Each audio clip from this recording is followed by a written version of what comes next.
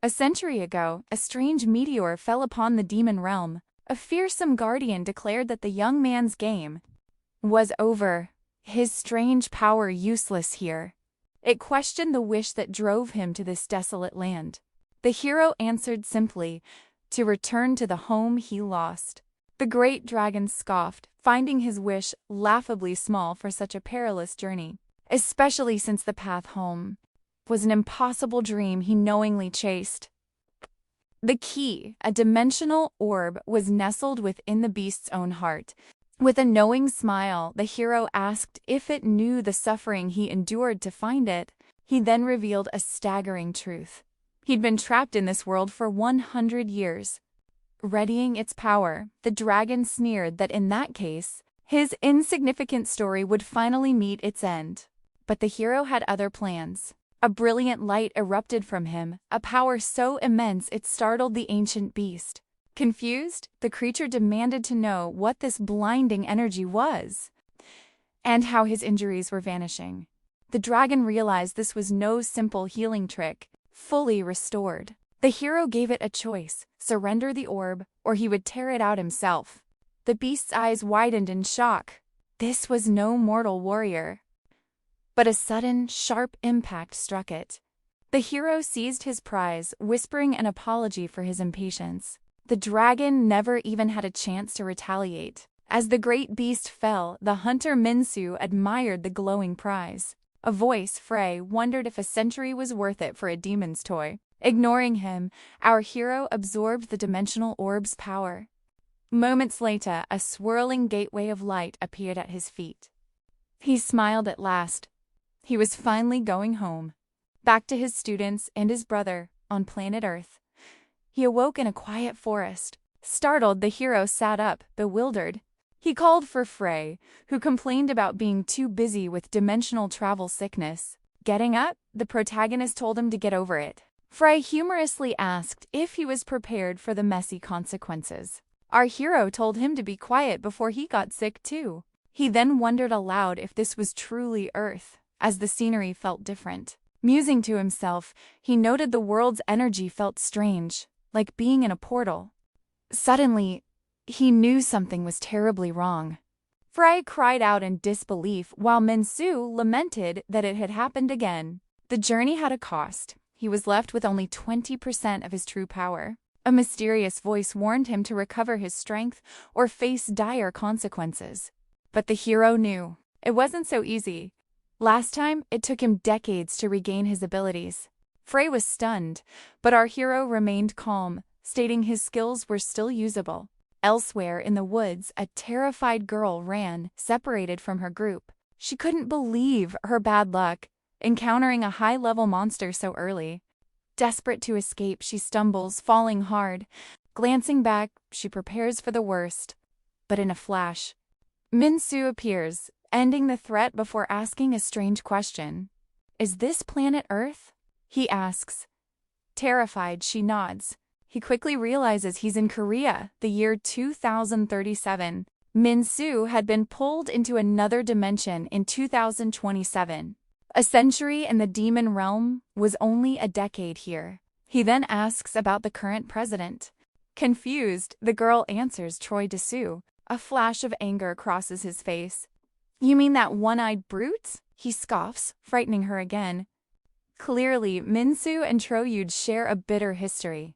He wonders how anyone could have chosen that man. The girl thinks she's been thrown into a regression novel. Unfazed, the protagonist asks if they're inside a portal. Smiling, she explains they're in the tutorial tower, a place for hunters to awaken. By clearing the tower, one can unlock their latent abilities. The higher your rank, the more prestigious the guild you can join. Stretching casually, Minsu asks if clearing the tower is the only way out. She confirms, but says it takes 2 months. Unless you're a prodigy like Rayawan, who conquered it in 3 weeks and became a legend. Minsu just takes a breath. Without warning, a massive troll tiger materializes before them. The girl's eyes widen in fear. "We have to run now." After a moment's thought, our hero decides 3 weeks is too long. His mana feels sluggish, his body still adjusting. Didn't they teach you to escape from a troll tiger? She yells. But running isn't his style. With a single effortless strike, Minsu defeats the beast, declaring 5 days is all he needs. Meanwhile, Min Sen, the master of the Empire Guild, receives a report. A hunter has just emerged from the tutorial tower. The master is mildly impressed, noting the usual 8-week period had just ended. But his subordinate explains this person wasn't on the official entry list. There's no record of him entering, and he's already making waves outside. Seeing a photo of Minsu, Min Shun's eyes go wide. He recognizes that face all too well. Back with the girl, she's reeling from the shock. How could anyone clear the entire tower in just 5 days? A system message appears. Status analysis and skill compatibility commencing. But it's followed by an error. Process failed. A portal is opening. Minsu readies himself to depart, leaving the girl frozen in disbelief. Realizing he's leaving her behind, she cries out, "Wait, let's go together!" But he has only one thought. He's finally back in Seoul. Stepping through, they find others waiting. A large man demands to know what the disturbance is. A younger hunter beside him notes the portal opened, but something feels wrong. The muscular man squints, recognizing the girl with short hair from the entry roster. Approaching the scene, he asks, "What is all this commotion?" A staffer explains that the man who just emerged wasn't on the official entry list. The team leader thinks to himself, how could someone so lean conquer the tower and emerge without a single scratch? The brawny hunter shoves the other man aside, declaring he'll take over. He demands to know who our hero is and why he wasn't listed. Sue calmly replies, "Because I didn't enter through the portal." The man roars, "Then how did you come out of the entrance?" Our hero simply shrugs. "It just happened that way." The team leader scoffs, "You clearly have no respect for your superiors." Placing a hand on the hunter's head, he snarls, "I know you're using some fancy stealth skill. So stop playing games, if you know what's good for you." Getting no response, he growls, "Do you want me to rearrange your face?" With a laugh, Sue tells him to close his mouth and stop breathing on him. He continues, "Since you mentioned my face, ... why don't you stop talking and just try it? But please, try to hold your breath." Enraged by the disrespect, the Team 2 leader prepares to throw a massive punch. But through it all, Sue keeps smiling. "I already told you to be quiet," he says calmly. "Are you deaf?" A few moments later, Sigan and the girl beside him are completely stunned. The muscular guy and his entire team are down for the count. The man in the tie reappears, panicked. "The person I reported got into a scuffle with security and then vanished." The guild leader turns, asking, "Is there any security footage of the culprit?" Immediately, the young man plays the video. It all happened in a matter of seconds. He took down 5 hunters and then disappeared. He's probably using some kind of cloaking ability. The guildmaster disagrees. "No, he's just unbelievably fast." He thinks to himself, it really is Sue. He hasn't changed a bit in 10 years.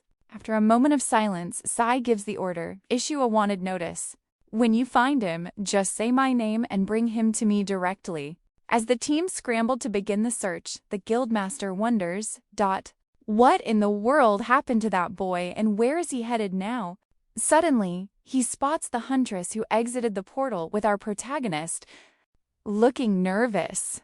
The young woman explains she did nothing inside. The mysterious guy handled it all. Saijun smiles kindly. "To emerge so quickly means you've earned some impressive skills." A bit shyly, the girl reveals she received an Aminus rank ability. Without missing a beat, he asks, "Why not sign a contract with the Empire Guild right now?" At his words, the girl's face explodes with pure joy. She says that joining them would be an honor for her entire family. But then a new voice cuts in. They call this an empire, but they act like bandits. The team leader spins around. "You better watch what you say." Smiling, Ryu Jawan, an S-rank hunter from a rival guild, appears. "I didn't mean to offend you. You're just so very thorough." Koi Samuel, an S-rank hunter from the White Lion Guild, arrives on the scene. It seems the Hunters Association summoned everyone here. He wonders, ... Could an unregistered awakened be responsible for this? Looking at the state of the security chief, another hunter agrees this person is a serious problem. They must find this boy. His rare ability could make him a top-tier talent. Rue of the Du Empire Guild makes a bold proposal. First one to find the kid gets to claim him, no matter the method. Sai eyes him with suspicion. Koi suggests a compromise. They'll each search independently, but will keep each other in the loop. As the gray-haired hunter leaves, he promises to call once he finds their target. The Empire Guildmaster scoffs, as if I'd let that happen. Back at his guild's headquarters, Ryu orders Jinsek to assemble search parties with every available hunter. A young man asks who they're looking for with such urgency. Ryu turns with a sly grin. Min Sigon's little brother.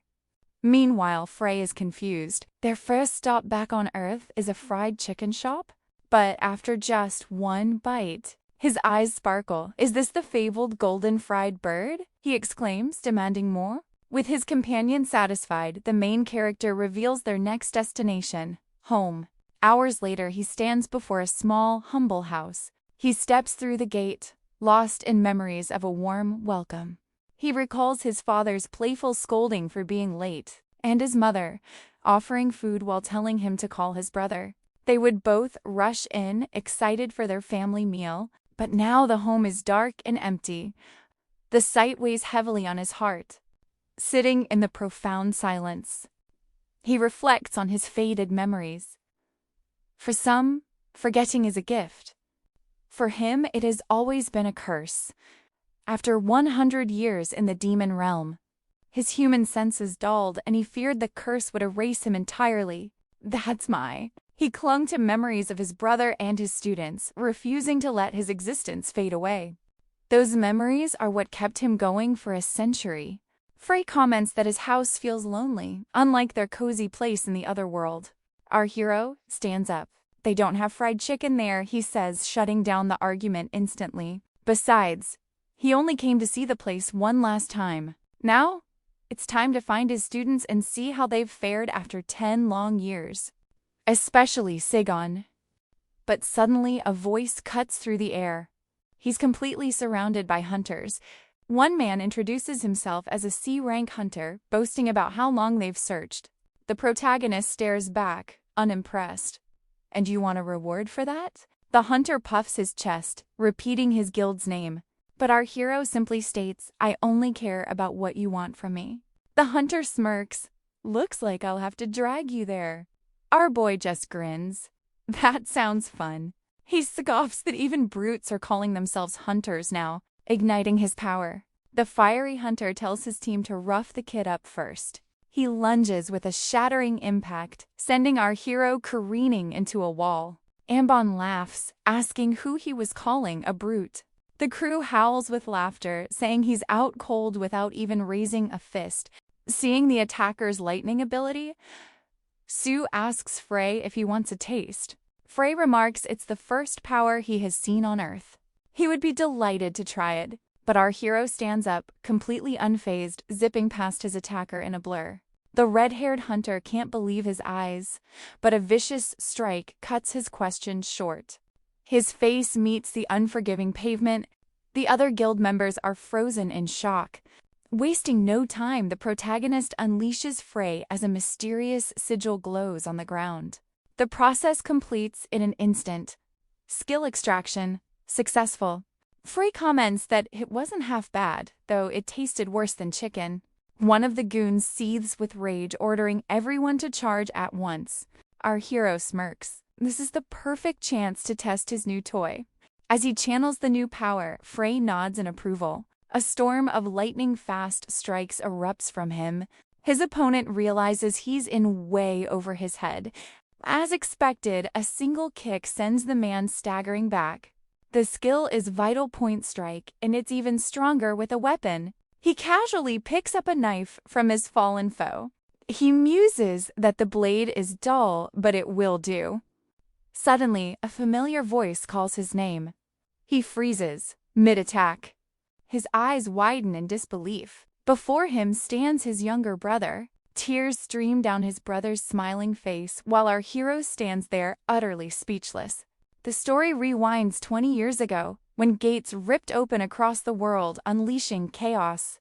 Monstrous creatures poured out, along with the first awakened humans blessed with godlike powers.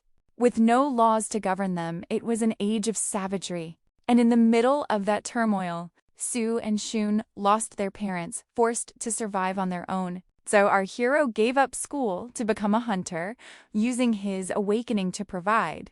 A young Shun asks if his brother is skipping school again. Nope, he replies, I have to work now. The little boy looks down. Is it my fault? But our hero just ruffles his hair. I was terrible at studying anyway.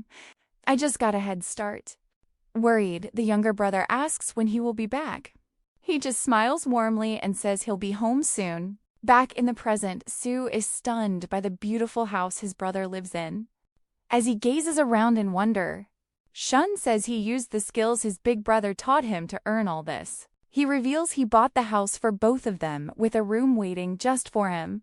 Overjoyed, the protagonist thinks he can finally provide for the little brother who worked so hard. Saijun knew it instantly. You were the one who did everything. You really are my brother. Cutting straight to the heart of it, he asked the question that burned within him. Where have you been for the past 10 years? Our hero managed a faint smile. You'd better sit down. I have 100 years of stories to tell. After they finally sat down to eat, the younger brother tried to piece it all together. So, to recap, 10 years ago, double quotes, ... you defeated the fourth demon lord and his artifact flung you into another dimension?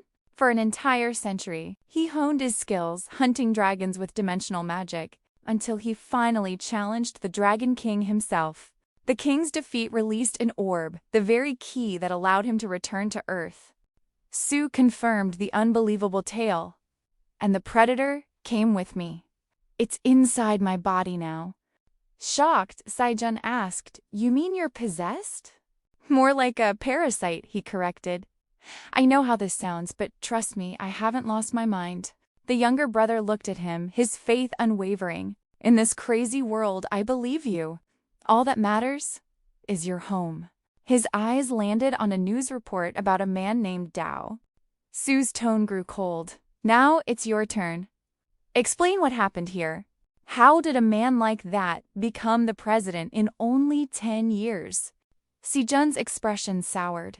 He stole your victory, claiming he was the one who defeated the fourth demon king. That lie earned him the title of the greatest hunter, and it was his stepping stone to the presidency. A wave of frustration washed over the room. I can't even begin to imagine what Dao will do now that he knows you've returned.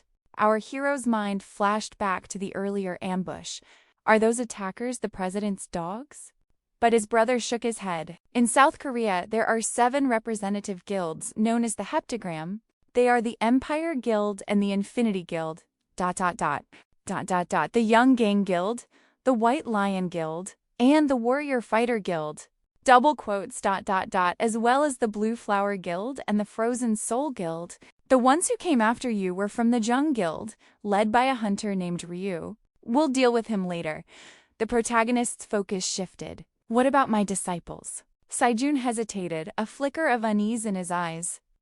I haven't spoken to them for some time. All I know is Shilong went back home, and Kwang Yehovah now works under Cho Desu. A small surprise, but then he asked about the last one. And Min Jin? The silence was crushing. He passed away. Disbelief shattered his composure. Who was responsible? He demanded, his voice dangerously low. His body vanished, Saijun explained grimly. We never identified the culprit. The only ones capable are other hunters, ... are unregistered awakened ones.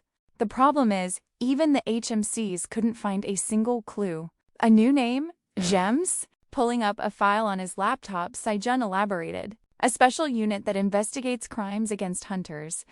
They have the authority to pursue any awakened criminal. A thought sparked in our hero's mind. Do you have any connections inside that organization? I do, he admitted, but it's too risky. Let our guild's intel team handle this. After a moment of heavy thought, the protagonist finally spoke. I need more than just information.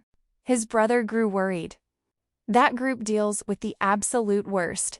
It's too soon to go there. But his eyes burned with unwavering determination. Sue reveals he survived a century in another world, hinting at countless unseen battles. The Empire Guild leader gulps, finally remembering his brother's forgotten nickname. He quickly decides to set a meeting with Yeji of the Frozen Soul Guild. Lost in thought, he wonders what horrors Sue endured just as Sue points to the screen. A flash of recognition in his eyes. Stepping closer to the monitor, Sejun identifies the man as Junggu, the team leader from Gangbuk District, questioning how Sue could possibly know him. 2 days later, at the HMCS headquarters, a man's voice booms complaining about the so-called second-generation hunters. A younger man asks what's wrong, and the team leader groans about a rookie joining his squad. The young man is stunned as the veteran launches into his favorite complaint. He moans that things were tougher in his day, starting his 10th retelling of a legendary story. He was just a rookie when he took a blow that should have ended it all, with his squad facing defeat. But then a healer of impossible skill appeared from nowhere and saved him. Suddenly, the door flies open with a powerful kick from Sue. The two men jump in shock as Sue demands to know why he changed his name, causing so much confusion. Not even pausing for a reply, our main character asks if he remembers the one who saved his life, leaving the team leader utterly frozen. Later, that same team leader introduces our protagonist to the rest of the squad. He declares that the newcomer might need some information, and that any request must be fulfilled instantly, treating him with the highest honor. A green-haired girl whispers that this is completely out of character for Junggu, but her friend quickly shushes her. Suddenly, the brown-haired man shouts for Kim-sun. She jolts in surprise. The leader then announces it's time to brief the new recruit. The younger members murmur among themselves, wondering if Sue is a legendary 3-star hunter. Inside the office, Jang Woo nervously asks if our hero wants some coffee. He accepts. Kim, the anxious data manager for the Gangbuk team, asks what kind of information she is meant to provide to the new arrival. The protagonist states he wants to see the files on all hunters who vanished over the last 20 years. Kim stammers that the request is impossible, but her team leader instantly silences her. He barks at her to stop the excuses and just get it done. Trapped, the data manager asks if he is only interested in cases involving humans. Taking a sip of his coffee, the protagonist clarifies that all officially recognized incidents are relevant, including a list of those known for targeting other hunters. Musing to himself, he notes that taking down an awakened is nearly impossible without equal power. And since Min-jin was an elite hunter, his opponent must have been a master of their craft. Kim asks where to send the mountain of data, and he tells her to forward it to his phone. Just then, a young man rushes in, reporting that a turf war has erupted between gangs with awakened members. The police are requesting backup. The leader scoffs, wondering why they can't handle a few low-level awakened. But the messenger reveals that one of them is Cerberus. Intrigued, Sue asks who that is. The manager explains that Cerberus is in a league of its own, a shadowy group suspected of making hunters disappear. Intrigued, our hero asks Junggu, the seasoned veteran, to bring him along. Suiting up, Junggu tells him that even with a new name, the old one is fine if he prefers. But he offers a word of caution. A rookie needs proper training before diving into the field. Elsewhere, at a scene of conflict, a mocking voice rings out, belittling the Bloodless Reaper's captain. The speaker is Kung Ho, vice leader of the notorious Cerberus. Beside him, a subordinate quickly agrees with his boss, but Jae-gun, the group's number 3, finds that a bit unfair. After all, the man's cleaver single-handedly took down half their rivals. Kang just laughs, telling Jakin to focus on surpassing him instead, a challenge the young man accepts for someday. Kang boasts about leaving his hunter days behind. Otherwise, no one would stand a chance against them. He declares the territory belongs to Cerberus, but a sudden explosion cuts his speech short. Amid the chaos, Jakin frantically searches for any survivors from the opposing crew. Wearing his hunkus uniform, Sue casually appears, trying to recall the name of their group. A furious gang member demands answers about his brother, but Sue coolly dismisses him. Our hero turns his attention to Kang, noting that his words suggest he's dealt with hunters before. And so, he's here to see what Kang can really do. The shaken Cerberus members whisper among themselves, never having seen this kid in Gangbuk before. Nervous, the vice leader decides that if the intruder wants a show, then they'll give him one. He activates his full body armor and orders the attack. Instantly, Kang's world dissolves, replaced by a misty river with a figure on the far shore. He looks closer, recognizing his grandfather. Is it a welcome or a warning to turn back? But it's all a powerful illusion. In reality, the Cerberus leader is already on the ground. A hand grabs his hair, pulling him back to the waking world. Sue crouches over him. You're the only one left. He then speaks to an unseen presence, offering it a chance to feed. An excited voice replies, eager to taste his opponent's unique ability. Defeated, Kong pleads, why are you here? We've never taken down a hunter, I swear. A smirk plays on our protagonist's lips. I know, weaklings like you wouldn't have the nerve. So then, why did all this happen? Sue's reason is simple. He wanted to test the strength of today's awakened criminals and decided to stop them. Jonggu arrives, seeing the aftermath. He admits he was worried about the boy going alone, but now sees that concern was misplaced. Our protagonist explains he needed at least one leader conscious for questioning. So he spared King and put the others into a deep sleep. The team leader notes that capture was the goal, but self-defense is always justified.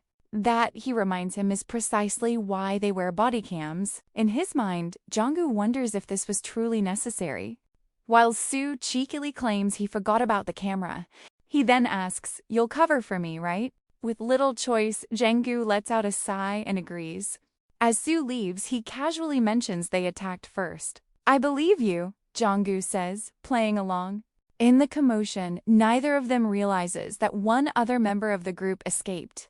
The survivor quickly makes a phone call, his voice trembling as he explains what just unfolded. And a rank hunter from the Red Guild reeled from the news. "Say that again," he demanded. Touching down at the airport, his expression was ice. The target had entered his hunting ground. An official from Korea's Hunter Association offered hollow condolences. Jie cut him off. "Where is my brother?" "At the forensics department," the man replied. "Once he is identified, ... A cold smile spread across the hunter's face. "How suspicious." "I heard," he began, "the one responsible is tied to Emosi's." The security officer refused to comment on the ongoing matter. Annoyance flashed in his eyes. "Can I leave this facility?" he tested.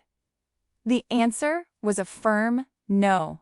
Break the rules and he'd face immediate deportation and harsh penalties. His hands were tied. He watched the official walk away, then called out a name.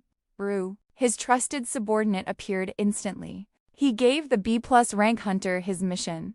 "Find them. I swear I will crush the one who did this to my brother." Meanwhile, Sue asked Sigon, "Are you sure all of his things were taken?" Sigon confirmed it. After Minjin's incident, his home was thoroughly searched for any lingering mana traces. Our hero proposed a new theory. Couldn't it just be a robbery gone wrong? Looking at this list, the items were valuable, and the scene was messy. If erasing mana was the real goal, he mused, ... setting the whole place ablaze would have been far more effective. Stein processed this. "So, you think someone else robbed the house after the fact?" "Exactly," the protagonist said with a grin. "Time to pay a visit to a few local gangs." The agent scoffed. "Finding anything that way is impossible." But Sue's smile was unwavering. "You never know until you try." Later, alone, he wondered where all that confidence came from. This tiny country had so many thieves. A full week passed, and he'd found nothing.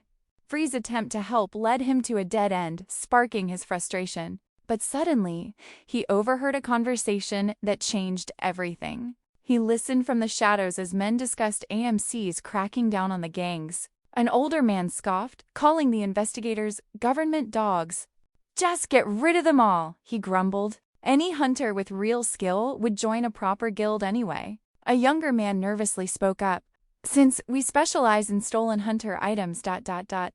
Maybe we should move the warehouse just in case. A new voice interrupted. Too late. That warehouse is being confiscated. The thug's eyes widened.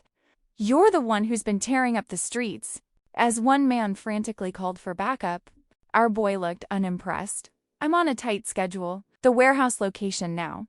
Reinforcements flooded the area, demanding to know what was happening. The chubby gang leader seethed. Kid, you have no idea what you've stepped into. We could drop you in the ocean and not a single soul would ever find you. With his hands casually in his pockets, he smirked at the welcoming party they'd thrown just for him. Frey, he called out, time to show them your trick. The parasite demanded chicken for the job, a deal Sue happily accepted with a grin. A brilliant light erupted from our hero, dazzling the thugs before a massive shockwave hit. The blast sent everyone and everything flying. As the dust settled, he stepped forward. Ready to show me that warehouse now? He asked. Terrified, Hansen could only stammer, "Who... What are you?" With a wild grin, the protagonist simply answered, "Just a lunatic." Hours later, inside the warehouse, Frey grumbled that they only found it thanks to him. Sue just laughed, saying the parasite got lucky while clutching his prize. It was Minjun's research journal. The book was sealed by a powerful magic lock, keyed to its owner's unique mana. Frey wondered how he could possibly read it, but our hero revealed he didn't need the words, only the remnant mana on its pages. He casually called Byung-yu, reporting a dozen awakened criminals, all gift-wrapped and waiting. He told the man to bring a car, because their night was far from over. Their destination, a neutral zone where secret techniques and strange abilities were bought and sold. A black market for the supernatural, known only as Black Skyfall. There, a mysterious woman sat before a spread of cards. Drawing one, a knowing smile touched her lips. An interesting guest was on his way. Strolling through the neon-lit streets, Sue noted how little had changed in 10 years. Frey complained that everyone was staring, then begged for a snack. Sue shot him down. This was a neutral combat zone, not a food court. Suddenly, a figure appeared, remarking it had been far too long. It was Mumyong, a shaman, and one of the 12 bosses of Black Skyfall, who greeted him with a knowing smile. Inside her parlor, she observed that 10 years hadn't changed him one bit. He returned the compliment, admitting she seemed exactly the same. The shaman then asked what could have possibly kept him away for a whole decade. He handed her Minjun's journal, saying it was a long story. Instead of talk, he had a request. Could she extract the mana sealed within the book? Mumyong's smile widened. He was always so direct. Of course she would do it. Picking up a sharp tool, Sue made a small offering from his palm. Mana, once used in a skill, is nearly impossible to revert to its pure state. It was like trying to unmake curry. You can pick out the potatoes, but you can't separate the dissolved spices from the water, or turn them back into what they once were. But this shaman could, using her forbidden civility, Mana Hacker, a technique that defied causality and shattered the very laws of nature. It's why society viewed her with fear and why her power was whispered about in the criminal underworld. It's done, Mumyong announced, adding that his strawberry juice was surprisingly delicious.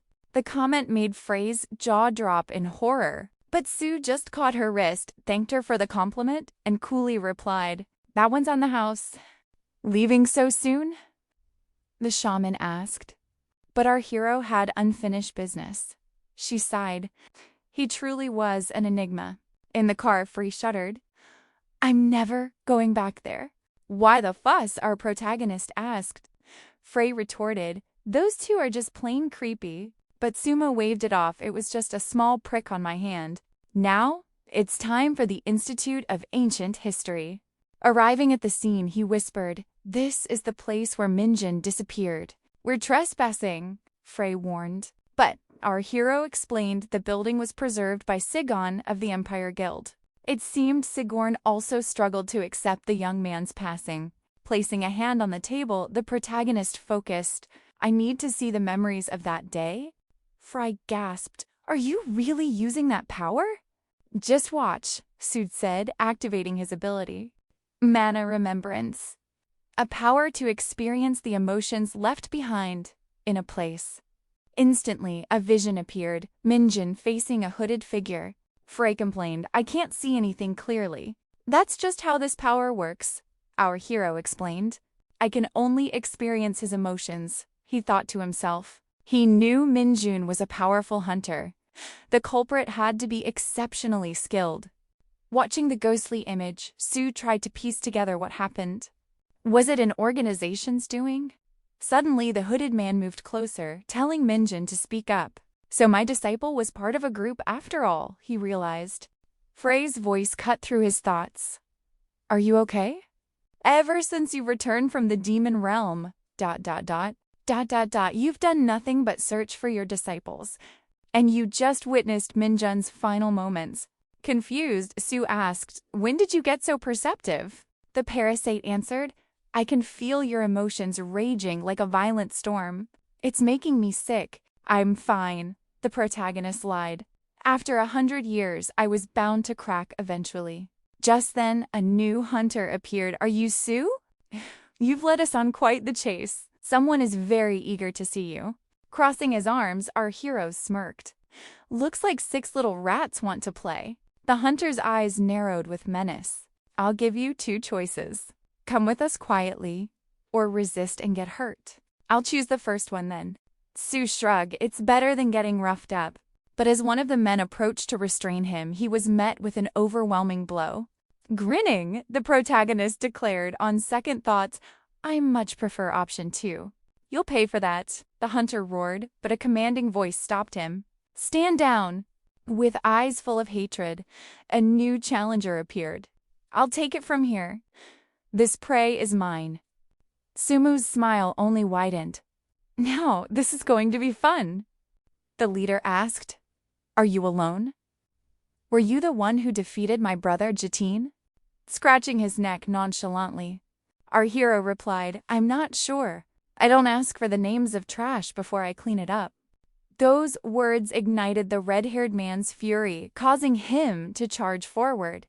I'll make you regret the day you were ever born, he screamed. With a flash, Gyre strikes first, but Sue blocks it with ease.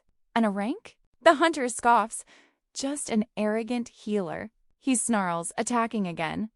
Seeing the attack parried once more, the other hunters decide to jump in, but a new challenger appears before them. Sorry, can't let you interfere. A bolt of lightning takes them down instantly. It's been a while since I had this much fun. The crowd gasps, wondering who he is, as G analyzes his flawless movements.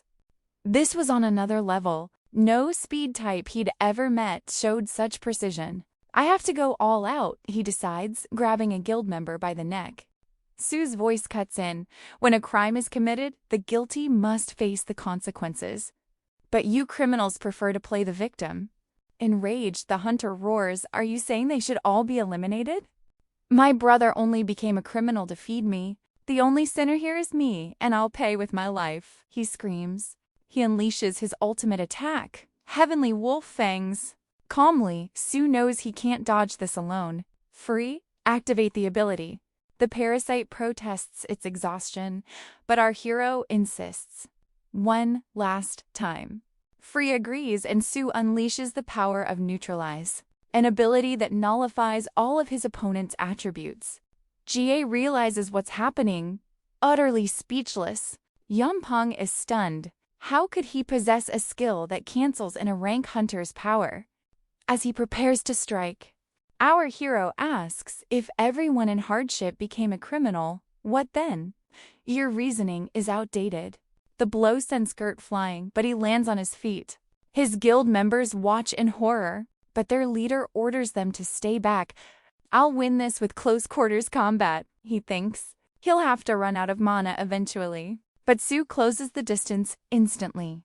Grabbing G's hair, he warns, don't even think about it. He lands a series of precise strikes. Will you take responsibility if this building collapses? Ignoring the warning, the red-haired man continues his reckless assault. Our hero is thrown back as Ji shouts, "Rear, bind him!" The guild member sighs, confused by his leader's changing orders. Mystical chains erupt, wrapping around the protagonist's body. Charging with pure fury, Jir vows, "I'll blast you so bad you can't even heal." But the chains shatter like glass. "Congratulations," our boy says coldly. "You're following right in your brother's footsteps." He then unleashes a terrifying skill, Life Drain. The target's life force is absorbed in a flash, leaving the guild leader looking withered and frail. Trembling, Yampong whispers, "Is that really a healer's ability?" Sue scoffs, "You call that my first ability?" From the start, I was never a typical healer. Instead of using mana to restore life force, I always preferred to control my own life energy. This is a power called Life Spirit Sorcery.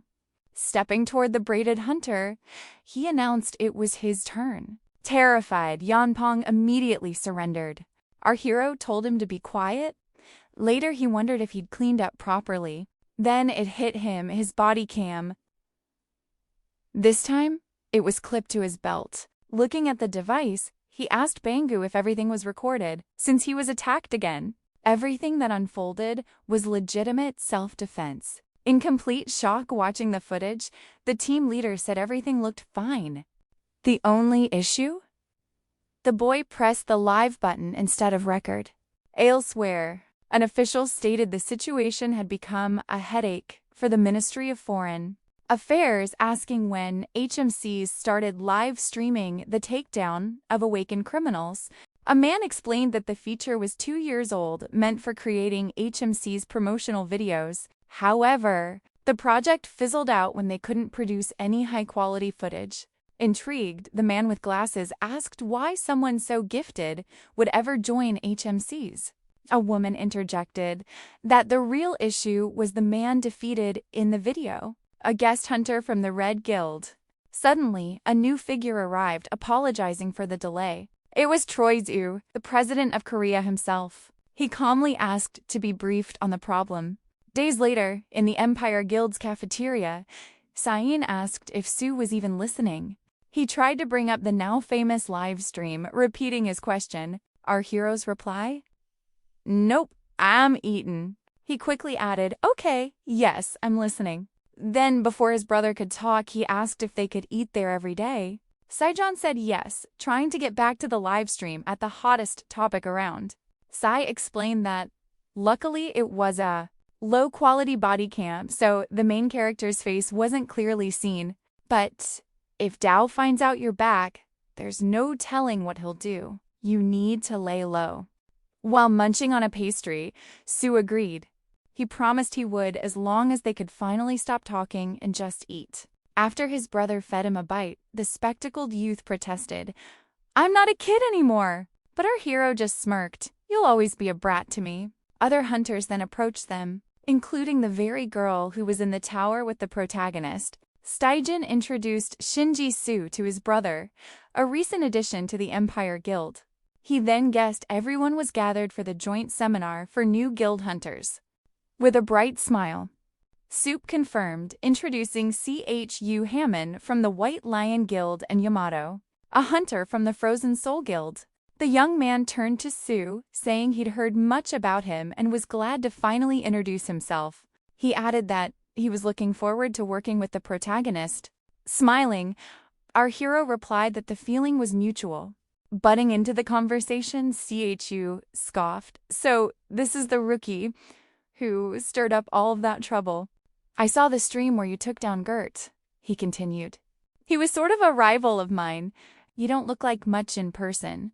Seek and Shin were stunned by the guy's nerve. Nervously, Sejin pointed out how rude he was being to someone he'd just met. The guy mocked them, saying he only asked a question. As always, he sneered, the Empire Guild is just too uptight. The boy with glasses shot back that the White Lion Guild should be ashamed of him, and that he couldn't wait to hear what Sunel would say.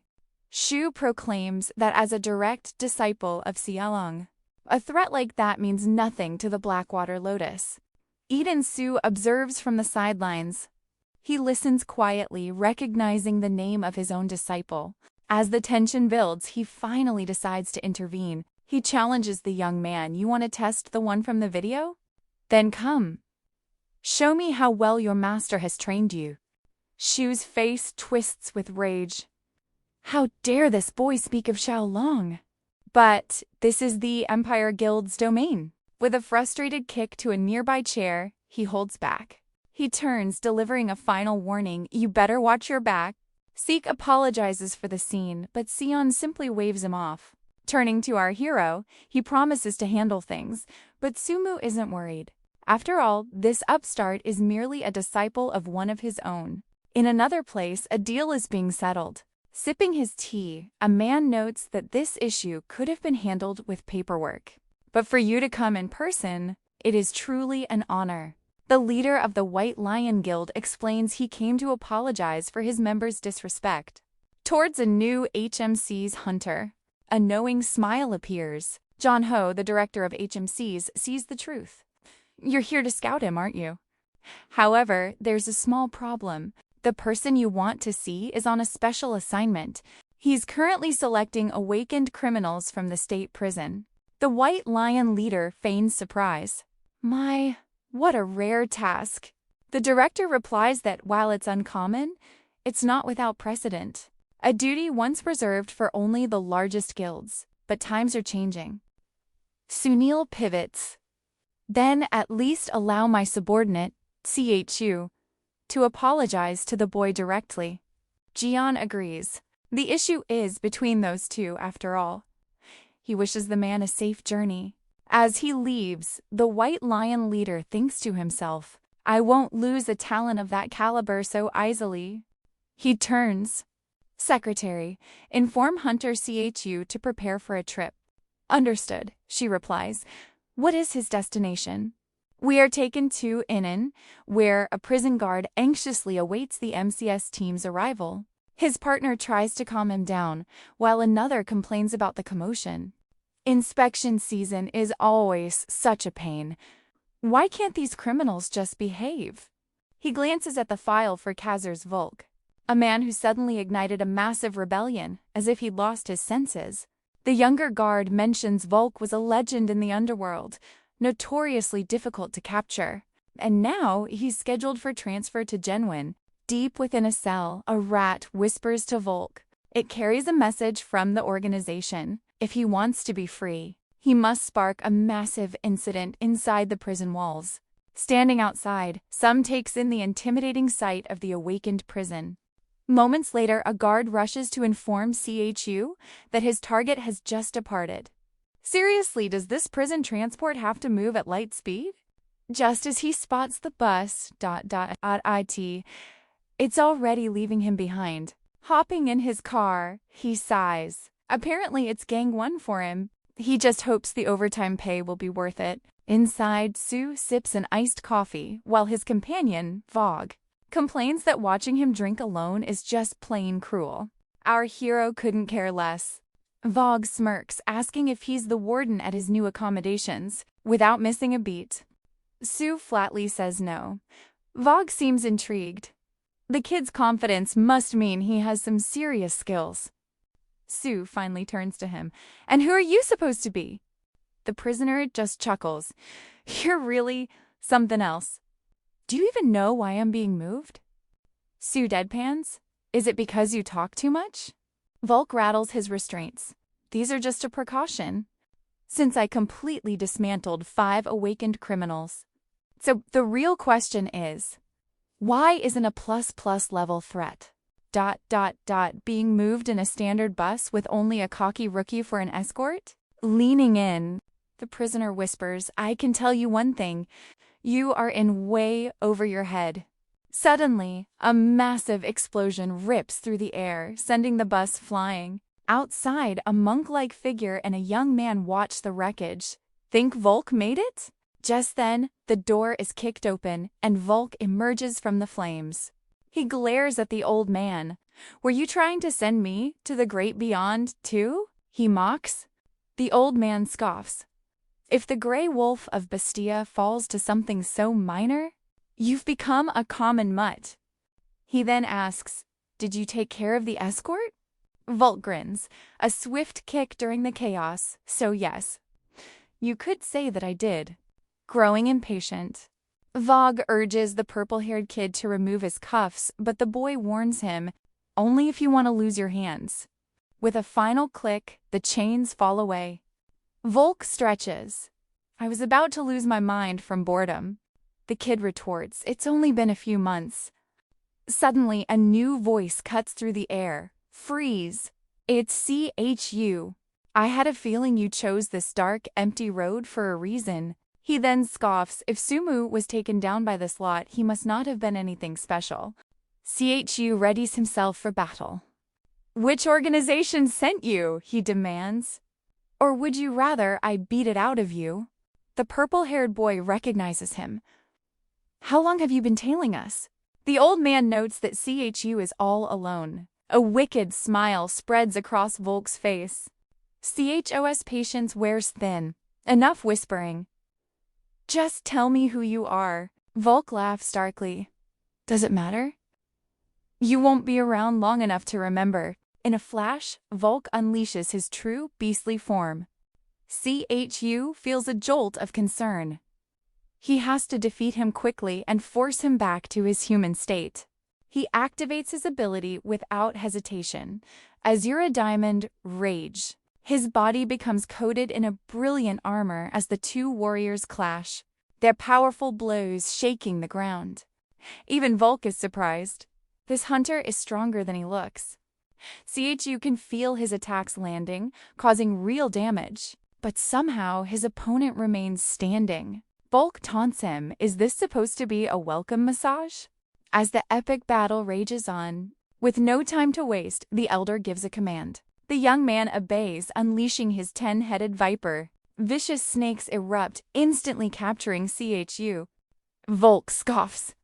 The White Lion Guild is nothing special. After a brutal punch, the hunter crumples. In the back alleys, he's just a nobody. Looking up, the hunter smirks. Volk is cocky for needing help. The wolf kicks him. "Just wait for your backup." Suddenly, the old man orders Volk to finish the job. Preparing a final strike, the villain taunts him for any last words. In that moment, the hunter thinks this is truly the end for him. But a brilliant light explodes, forcing everyone back. Still captured, CHU takes the hit. A voice asks if his master taught him to give up. Stunned, the hunter can't believe his eyes. How is he alive? Fumbling with a camera, the hero asks how to record. Volk shouts that it's impossible. He crushed his skull. The old man is shocked. This kid's ability isn't ordinary. Furious, CHU tells the main character to wait for the others, after listing the trio's many crimes. And the sin of ruining his coffee time, Shu makes a declaration. By the authority of HMCs, their sentence will be carried out here and now. With his back turned, he tells CHU to stay down and watch. After all, his skill isn't just for striking. Volk charges forward, demanding to know what he's talking about. But a fist to the face is the only answer he gets. As the enemy flies back, our hero explains this is a piercing technique. The hunter's jaw drops.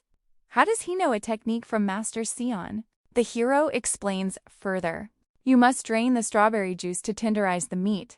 A massive explosion erupts. The old monk unleashes Maharaga, but our hero elegantly dodges the blast. Unfazed, the protagonist notes the man's years weren't wasted. Frey asks to eat the ability, but Simu says it's too costly. Still in shock, CHU demands to know who he is. The old man activates another power, warning him not to move. Not unless he wants to see his colleague crushed. Smiling, Sue asks a question. Was the old man plotting this while he was busy with Volk? The monk calls it an agreement, not a threat. He'll release the hunter if the boy releases Volk. The protagonist simply cleans his ear. He only took this mission for a reason, and besides, CHU can handle it. The old man is confused. Aren't you on the same side?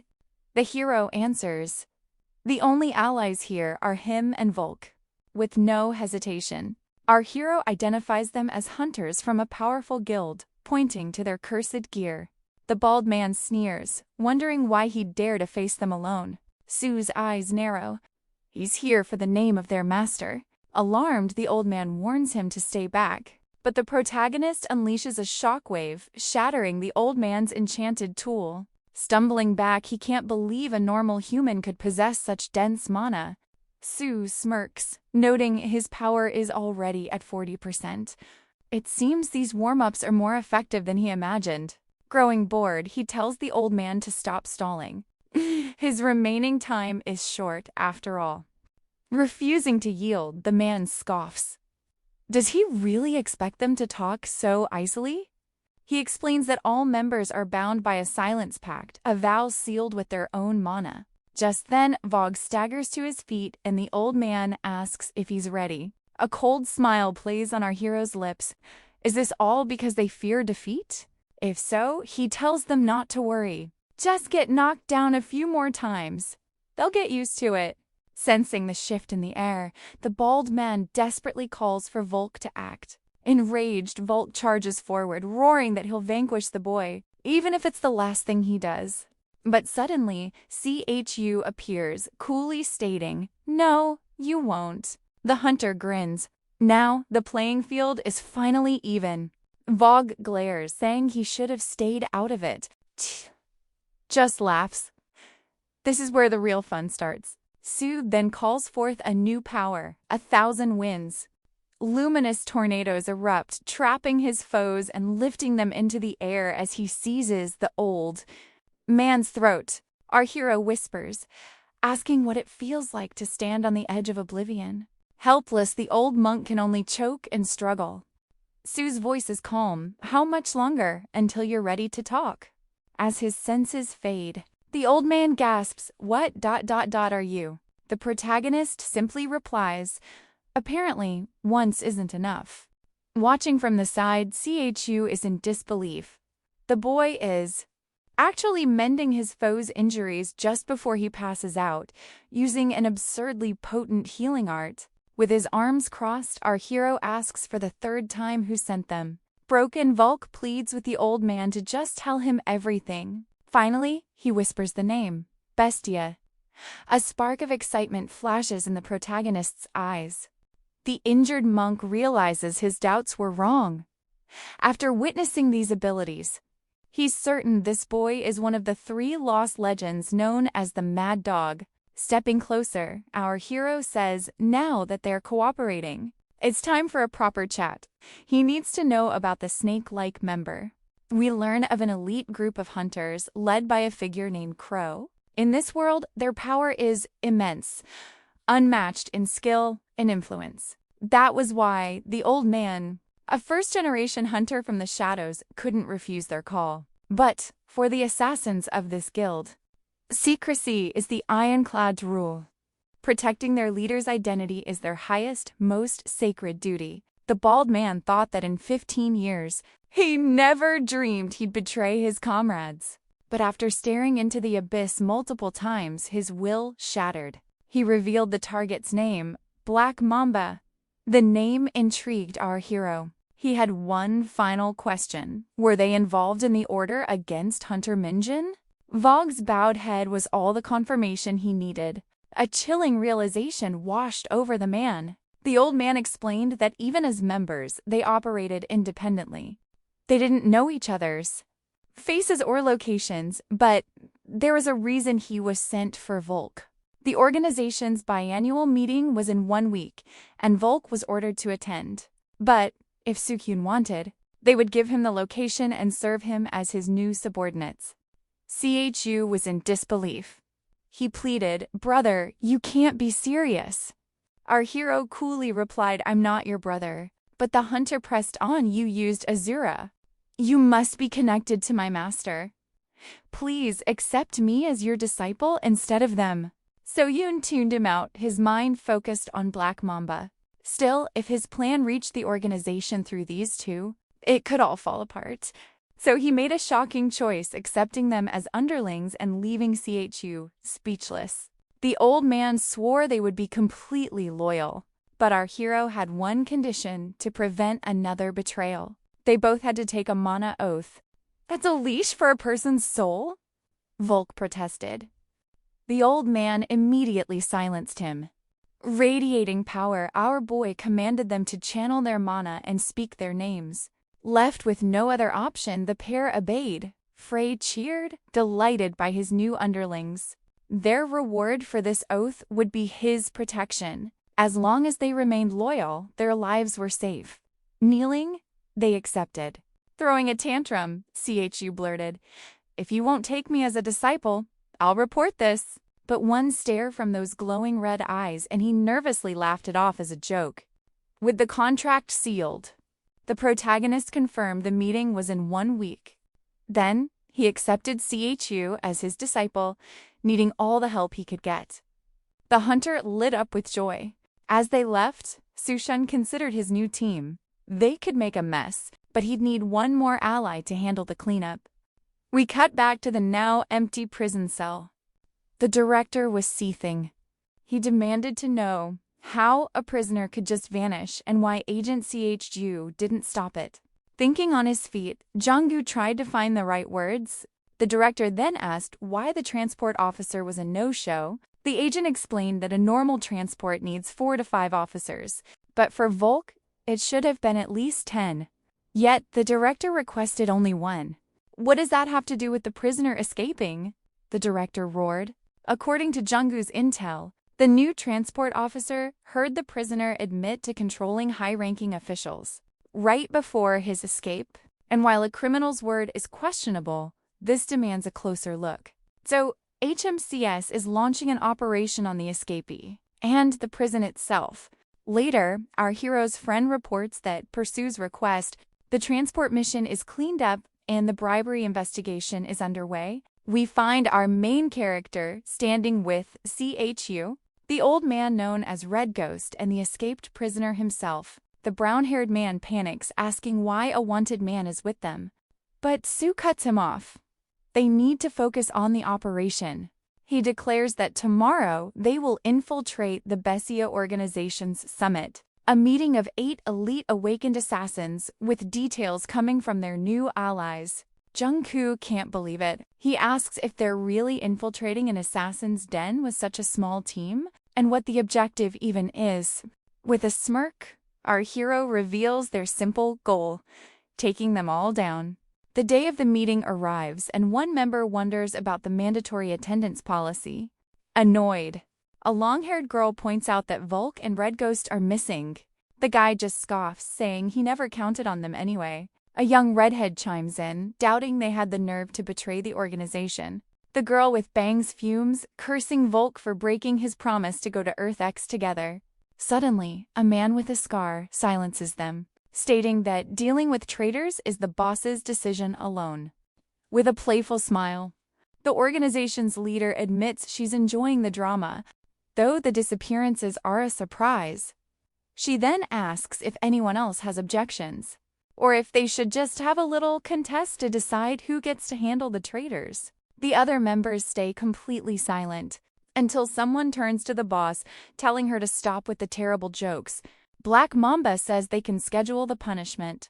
The real issue is that the traitors know their meeting time and place. Another hooded figure scoffs, doubting those two nobodies could ever pose a threat. Just then, a voice cuts through the tension. An unknown presence is detected on routes 1 through 5. The leader's smile widens. Speak of the devil. ... and he appears. The assassins ready themselves, grumbling about the inconvenience, calmly sipping his tea. Mamba suggests they finish this quickly so the meeting can finally start. The redhead asks if he and the other girl will help. They both refuse, unwilling to deal with insignificant gnats.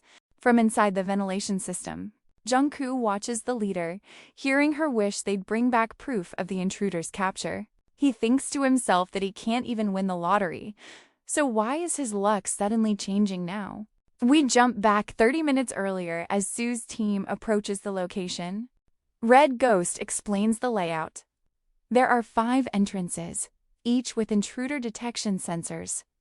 They are The only ways in or out, and every path leads directly to the main hall. After a moment's thought, the hero laid out the plan, one person to guard each escape route. Turning to his comrade, he asked for the radios. Jungkook confirmed he had them.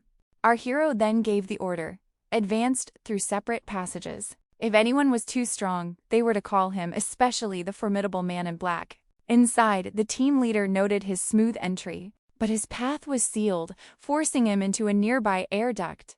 This stealthy route led him straight to the central hall, where the enemy's elite were gathered. A bead of sweat trickled down his face. With 5 members missing, he knew battles were raging everywhere. Instead of calling his team into a trap, he would have to start the fight himself. Suddenly, Hedgehog noticed a small orb in the hall and went to investigate. But a terrible trap was waiting. A massive explosion erupted. Crow casually remarked that the girl was down for the count. Mombi hissed, "It seems a little rat managed to sneak in." Just then, another grenade dropped from the ceiling, but Black effortlessly deflected it. "I don't enjoy these little games," he declared. The blast sent Jungkook tumbling out of the air duct. He attacked even as he fell, readying his defense. The creature instantly recognized his uniform as that of an HMC's hunter. After landing, the leader realized he'd only taken out one foe, his eyes fixed on the hooded figure still seated. With a hand on his head, Black asked mockingly if the traitors had truly sent him. Nervously, Jang wondered what that implied. "I'd be impressed," the creature mused, "that they chose to side with weaklings." Enraged, the team leader unleashed his power, sending a storm of knives at his foe. While calmly sipping his tea, Crow commented, "That attack wasn't half bad." With a tiny scratch on his cheek, Mambi noted, "I'd forgotten about his telekinesis." Jungkook thought to himself. His opponent's skin was like solid steel. "Charging forward," Black announced. "This will be a sufficient warm-up." He then hurled the team leader into a wall with terrifying force.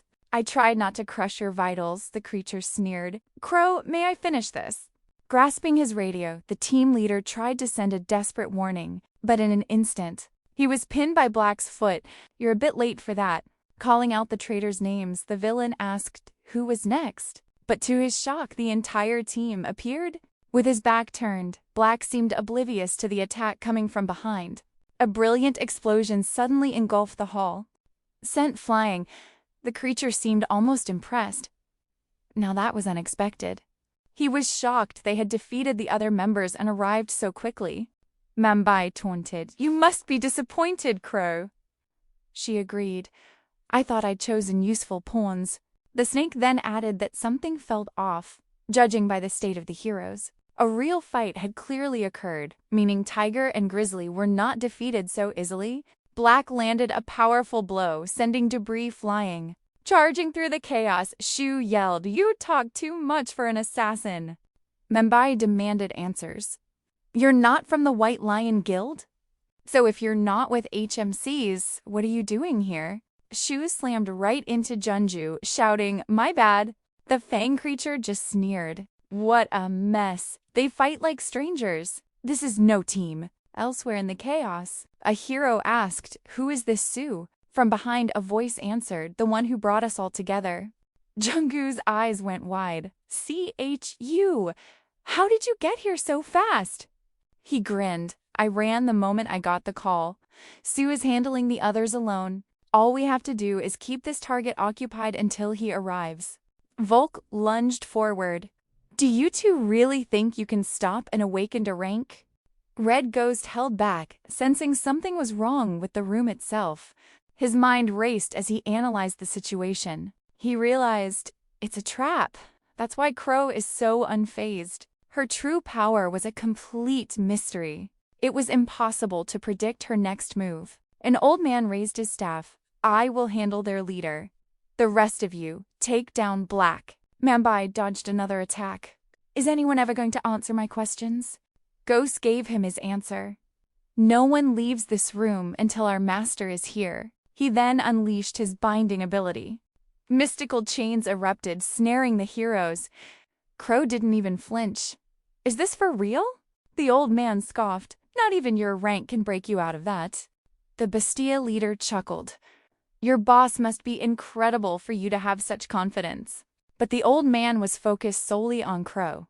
He didn't notice the small hedgehog getting back on its feet. Seizing the opening, Volk and Junku charged the bald man. The chains around Black shattered into nothing. This is just a waste of time. We're on a schedule, so let's make sure CHU's story ends here and now. As he spoke, Manbai's aura exploded, activating his draconian ability. Junku shouted, "I'll cover you!" But the hunter shot back, "You're injured. Stay put." Suddenly, Black's enormous tail swept through the room, forcing them to scatter. CHU noted to himself that the creature's mana density was off the charts. It was clear now. This entire room was an elaborate trap. With his team occupied, all he could do was buy time. Black moved in, preparing to land a final, crushing blow. But a flash of steel suddenly deflected his arm. A knife, perfectly thrown by Jongu. The interruption sent Mumbai into a blind rage. With a furious roar, the entire ceiling began to crumble down on them. "Leader, watch out!"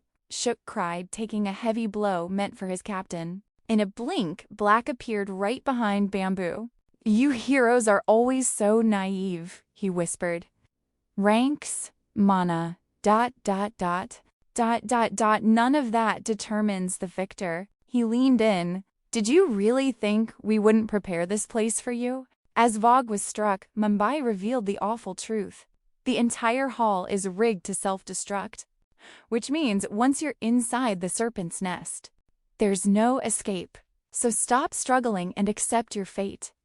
Grasping Zhongvu's throat, Black moves to finish him. But another explosion erupts, throwing him back. Su storms in, landing a decisive strike on the creature's neck. With burning intensity, the protagonist declares, "I've finally found you." Forgetting her target, Hedgehog charges forward, demanding to know who the boy is. He answers not with words, but with a powerful shockwave. Watching from afar, Crow wonders if he hijacked every magic circle in the facility. Frey scoffs that it was only possible thanks to him, calling them far too slow. The team leader rises, astonished at how he turned their defenses into mere paper. Preparing to break free, Black admits the boy's dramatic entrance was startling. But now it all makes sense. This boy dealt with their members and orchestrated this entire operation. Sumu corrects him, stating, "The snake is the one behind everything." Stunned, Crow asks what kind of trouble Mam could have caused to be hunted like this. He claims to be just following orders, but realizes this is all about vengeance. Black smirks, saying it doesn't matter who he's taken down. He never leaves a trail. But he admits this boy is truly impressive.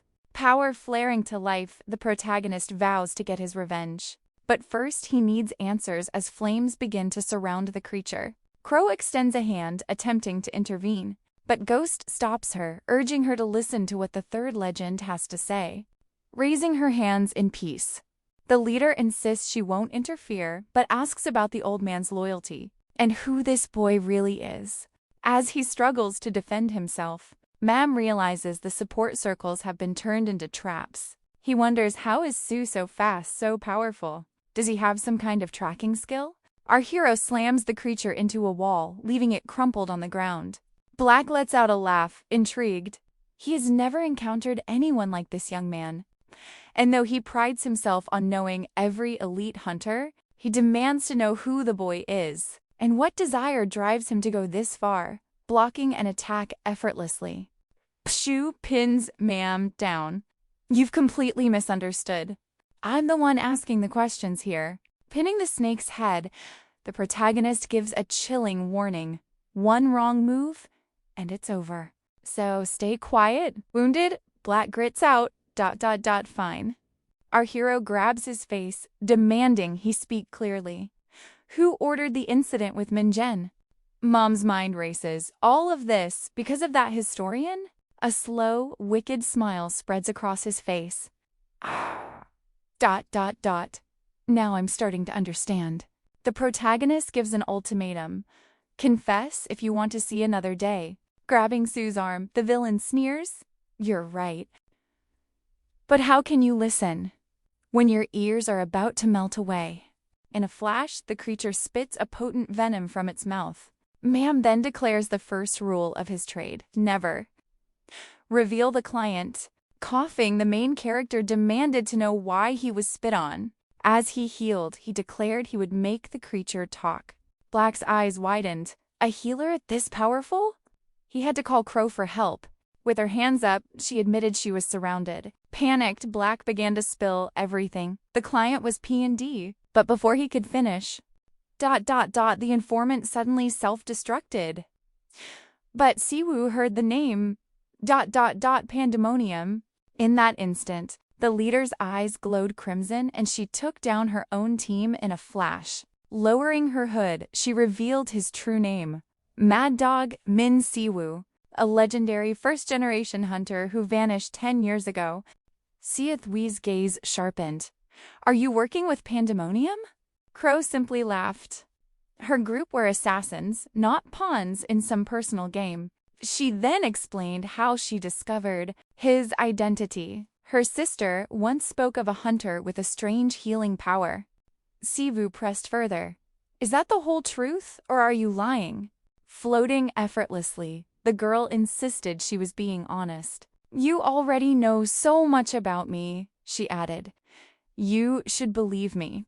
The leader helped her ally up, musing how strange it was that she'd forgotten Siwoo even existed. Then, with a burst of power, she blew a hole clean through the ceiling.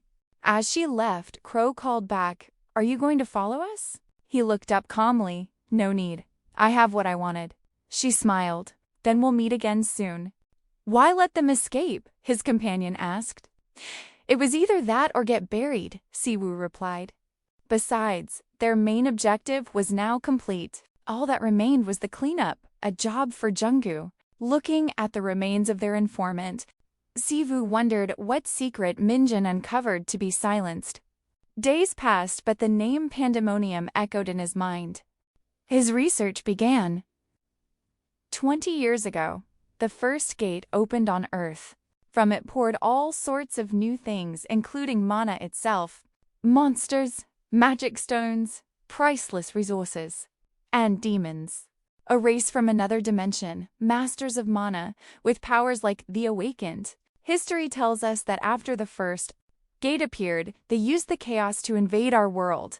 They seized control of the gates and treated humanity as an inferior species. They even built the Demon King's castle in the heart of the continent.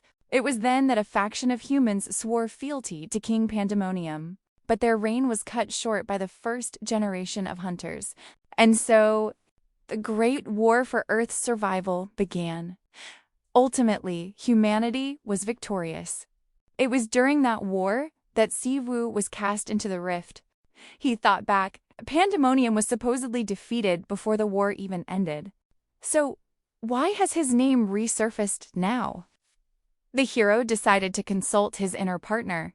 He asked if demons existed in that other world, perhaps in a different form. The entity confirmed it. Of all the races he'd encountered, demons were the most scattered throughout the dimensions.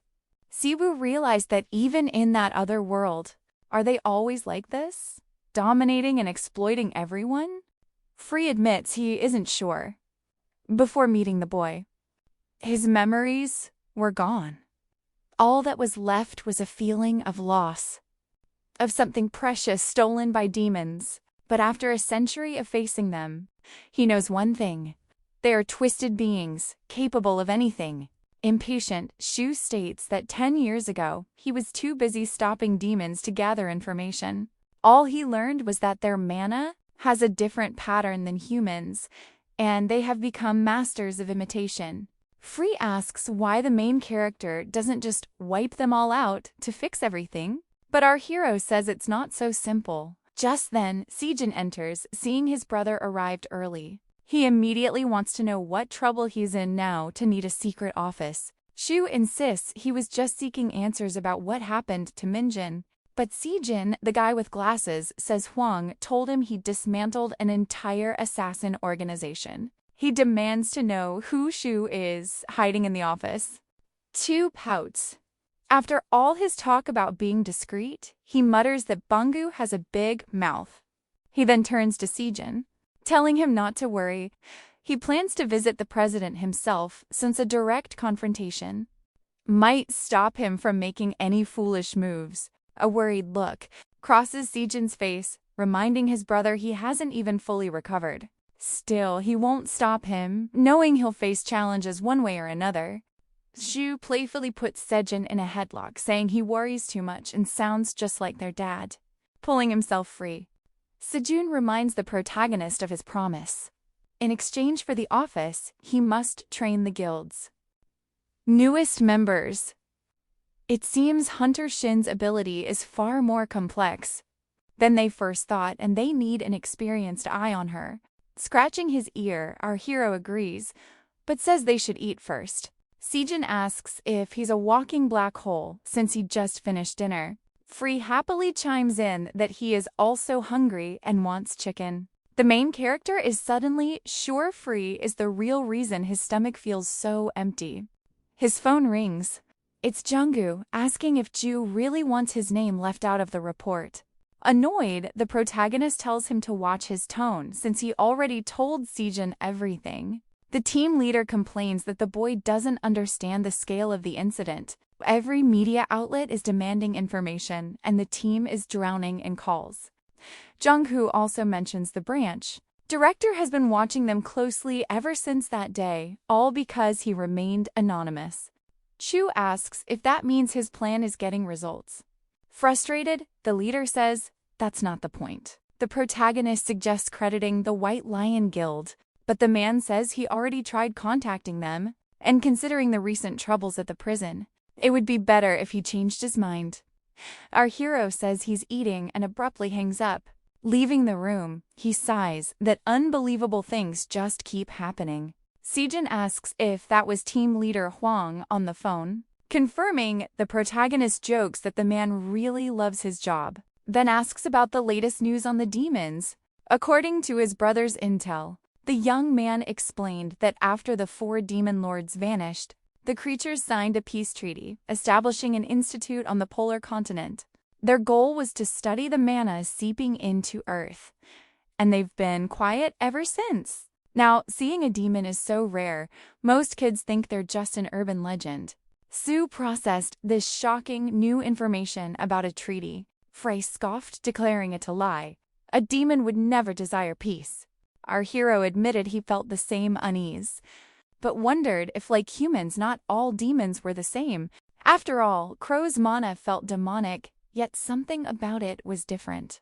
Sumu wondered aloud if a human-demon hybrid could even exist. Remembering this all started to avenge Minjin, but now the group followed a new trail. This fight was shaping up to be far bigger than they ever imagined. Meanwhile, on the polar continent, Minjin was revealed to be perfectly fine. Back in the rented office, Sue's training began. He instructed Volk and Red to circulate mana while sensing their danshin. A confused CHU immediately protested. What in the world is a danshin? He argued that just sitting there meditating wouldn't increase his power. Annoyed, our boy shot back that they begged him for this training. He sighed, wondering why everyone just wanted explosions without learning mana control. Vogue chimed in, questioning if all this was necessary when you're already powerful. In response, the main character called him out for his arrogance, gained from one easy skill. He explained that true power comes from how efficiently you use the fuel called mana. Listen up, he declared, I'm only explaining this once. Shu began, stating that when a person first senses mana, a storage space opens inside them. This core, and the power it holds, is the Denshin. When awakened, it manifests abilities based on an individual's unique traits. The strength of an ability depends entirely on your Danshin's mana control.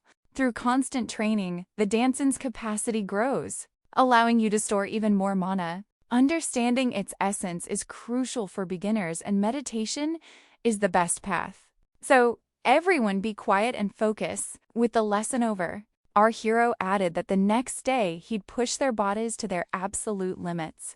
Suddenly, Junggu appeared at the door, asking why he wasn't answering his calls. Sumu muttered that he was starting to sound like a stalker.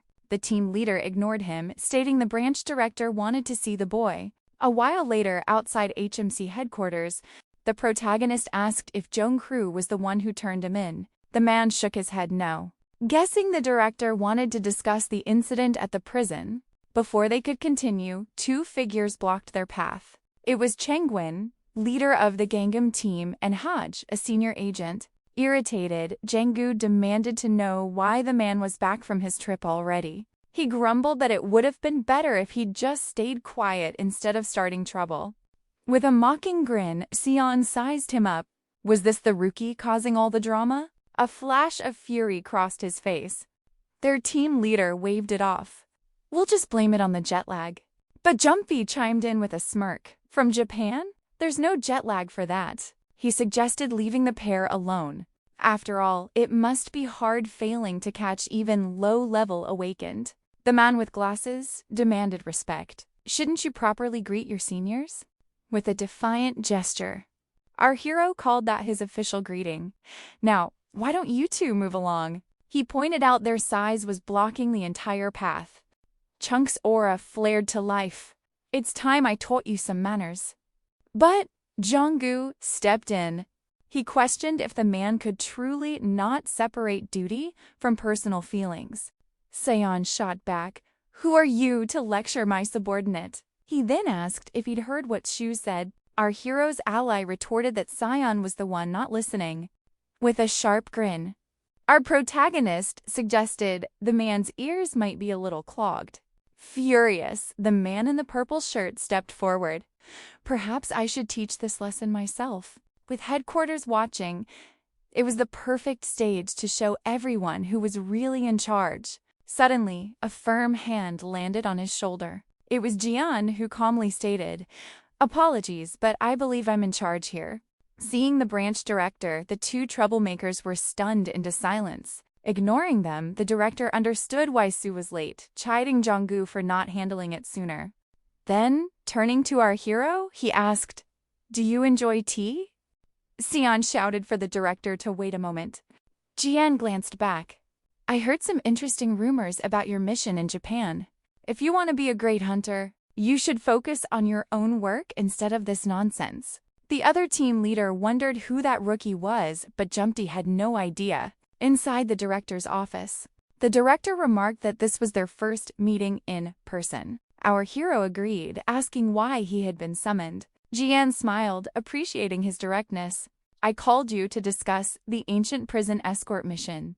Thanks to the recent Bessia incident, the authority for that investigation had been transferred to them.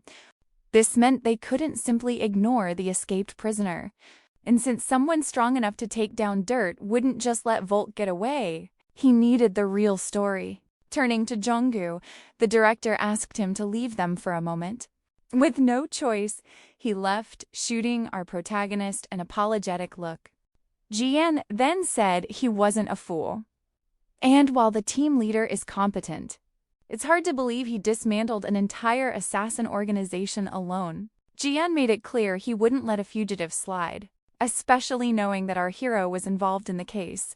That's why he consulted an old acquaintance who knows the boy well. Our protagonist looked up. "And who is that?" The director revealed it was a legend from the first generation of hunters. The great hunter, Ju Kang-ho, master of the Warrior Fighter Guild. The old hunter stared, asking how many years had truly passed. He confessed that when Jian mentioned the boy was back, it felt like a dream. Taking a drink, our hero noted that time had certainly left its mark on the older man. Dakango just smiled. "Funny. You're the one who hasn't changed a bit after vanishing for 10 years. Not a single wrinkle." His tone turned serious. "Where were you? Do you know how long your disciples searched?" Instead of answering, the protagonist who simply raised his glass. "We'll need another bottle. We have much to discuss." Hours later, night had completely fallen. The hunter shook his head in awe. 100 years in another world. "It's just unbelievable," our hero calmly explained after I dealt with the Demon King. "A powerful dimensional magic activated. I still don't know if it was a skill or some kind of artifact." The hunter's next words were chilling. The Demon King is still here. Sue was stunned. How could that be? After the peace treaty? Dukong held up a hand. Calm down. He's here, but only in fragments. He explained that after the king's defeat, the other demons quickly blamed him, claiming the war was never their intention. A flicker of anger crossed our hero's face. They only panicked because their leader had fallen. The hunter sighed. True, but humanity was on its last legs too. The world was pure chaos. Because of that turmoil, we barely managed to seal the first gate. We were exhausted. And that's when the real war began. After endless fighting, the demons themselves were the ones who proposed a peace treaty. They even offered to help rebuild and teach us how to manage the gates. In return for this peace, they asked for the Demon King's remains and a small territory in the Arctic until they could return to their own dimension. Naturally, the people were desperate to restore order, and the agreement was swiftly signed. During those historic talks, the world's top hunters gathered. The one representing Korea was Dao, and since that day, the demons have never stepped out of line. But when you vanished, Sue, the few hunters who distrusted the demons slowly faded away, along with everyone's interest. Dango admitted he never suspected them either. But your return changes things. It's too strange. For 10 years, your very existence was erased from every record. Rumors began to fly that Dao was behind it. Now, almost no one from the younger generation even knows your name or what you accomplished. The hunter leaned in. We fought countless battles together, to be forgotten in just 10 years. That isn't normal. Our hero connected the pieces. You think Dao made a deal with the demons? Dango nodded grimly. They would do anything to get rid of you. You were their greatest threat. The implication was staggering. Could the president truly have betrayed him? Thinking out loud, he wondered what the demons gained by simply erasing him. Revenge alone felt too simple. The hunter then pointed out the biggest puzzle. The demons have done nothing wrong. In fact, they helped humanity adapt to this new era of mana. The protagonist countered, if they weren't so arrogant, this war would have never happened. Deshenvo agreed, suggesting the disciples who fought beside him know the truth. But Sue knew contacting them would be difficult. The guild master of the warrior fighters was well aware. He also knew Chang Yoa, a Korean native, was now an S-rank leading the Azure Flower Guild. A memory surfaced. The man recalled how she used to look up to the boy, never expecting her to end up under dew. But 10 years can change everything. She must have her reasons. Sue downed the liquor in one go, his face twisting. This is awful. The hunter shot back. What happened to your taste? I should have just called Sean. The main character replied, my brother would be thrilled just knowing we met. But from the shadows they were being watched. Outside, a young man spoke into his phone. I sent the picture. Dukanjo met him. On the other end, a voice replied, good work. Come back now. The mysterious figure was none other than Yoa. Staring at her screen, she whispered Sue's name. I knew it. ... You are alive. The Empire Guild's strange movements had been her first clue. But even though she suspected it, the proof left her breathless. With tears streaming down her face, she whispered, Master ... She was right to have someone follow Dukongho, because even when the world believed Sue was gone forever, she never gave up hope, searching every corner of the earth. Through joy and sorrow, her path was now clear. I have to find my master immediately. Yoa! A voice called out. It was Dao. Without turning, she greeted him. When we're alone, you can call me uncle, he said gently. Where are you off to in such a rush? Hiding her phone, she replied, it's nothing important. He gripped her shoulder, his eyes sharp. Your expression says otherwise. There's only one reason for that look. The infamous mad dog Sue has returned. He got straight to the point. Are you planning to run away like a lost pet that's found its owner? Before she could answer, he sneered, still so naive and foolish. You may be from the lineage I cast aside. ... But you are still my only niece. I won't let you go that easily. Yoa's anger flared. From the very beginning, I've only ever searched for my master. Esau smirked. I know. You even suspected I had something to do with his disappearance. But you became quite useful in the process. In this world, every hunter is a priceless asset. I will never give you up. She screamed. What right do you have? You abandoned me when I needed you most. It was my master who raised me. Indeed, the president agreed coldly. He raised you, never knowing you were the daughter of a criminal. How do you think he'll react when he learns your true past? No matter how noble you pretend to be. You can never escape your roots. Left alone, she trembled with rage. You monster! The next day, at a heliport, a woman named Shin had questions. The guild master said you'd lead the joint training personally, she said to Sue. So who are these people with you? He declared them his official apprentices. That meant they needed to show a little respect. Shin and Bae-in-gook quickly introduced themselves, nodding in agreement. Watching from the side, Red was intrigued by the young huntress's powerful aura and decided to trust her. He smiled, sure she would be a fast learner. Beaming, Shin promised to do her best. Our hero then warned Vogue that any careless moves would get him eliminated. Vogue shot back, fully aware of the stakes. Stop bringing up my past, he grumbled, taking the lead. With that, it was time to breach the gate. Shin confessed her nerves. Her first time since the tutorial. But he just smiled. A gate is just a door. Baeon, however, recalled grim stories of people trapped inside when gates suddenly closed. Red acknowledged the young man had a point. But now, humanity held the keys to the gates, and fear was a useless emotion. Inside, Shin was stunned by the incredible view, though the trip left her a bit dizzy.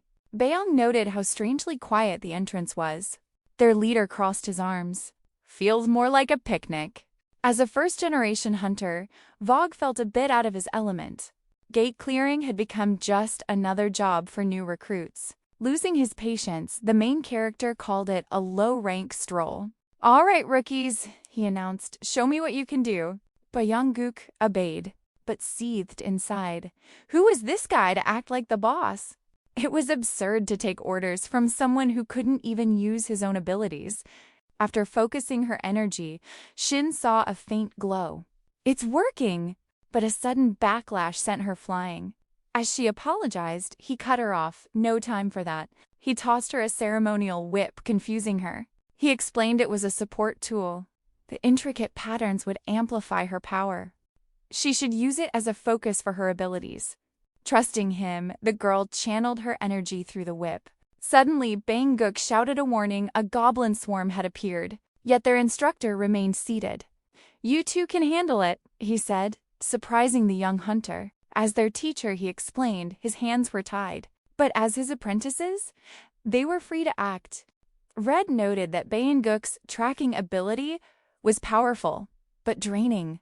If the hunter kept using his power so recklessly, his mana would soon be gone.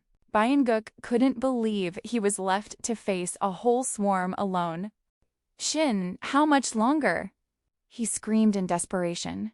Almost there, she yelled, but his mana gave out. As he stumbled, a goblin lunged. Just in time, Shin unleashed her true power. Beast Tamer? An ability that controlled monster movements for 10 minutes. The charging goblin froze in its tracks. She raised a single finger. Back, she commanded, and the creature mimicked her move. This is my taming, she declared. Vogue could only stare in awe at such a rare and legendary skill. Red mused, excited for her potential. But Frey urged Sue to claim that power for himself. But Sue dismissed it. As incredible as it was, her skill was useless against this goblin horde. He roared Bae-in-gook's name, then cried out for a savior. Later, she thanked Sue from the bottom of her heart. She finally understood her true potential. Sue asked if she could get home all right. He suggested finding a new mentor, but she flatly refused. A newfound confidence burned within her. Her past didn't define her. She would evolve, hone her mana, and ascend to greater heights. He smiled.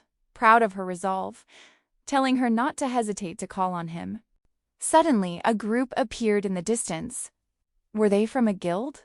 She'd heard whispers of a meeting between the Blue Flower Guild and another faction. Sue asked about the Blue Flower team.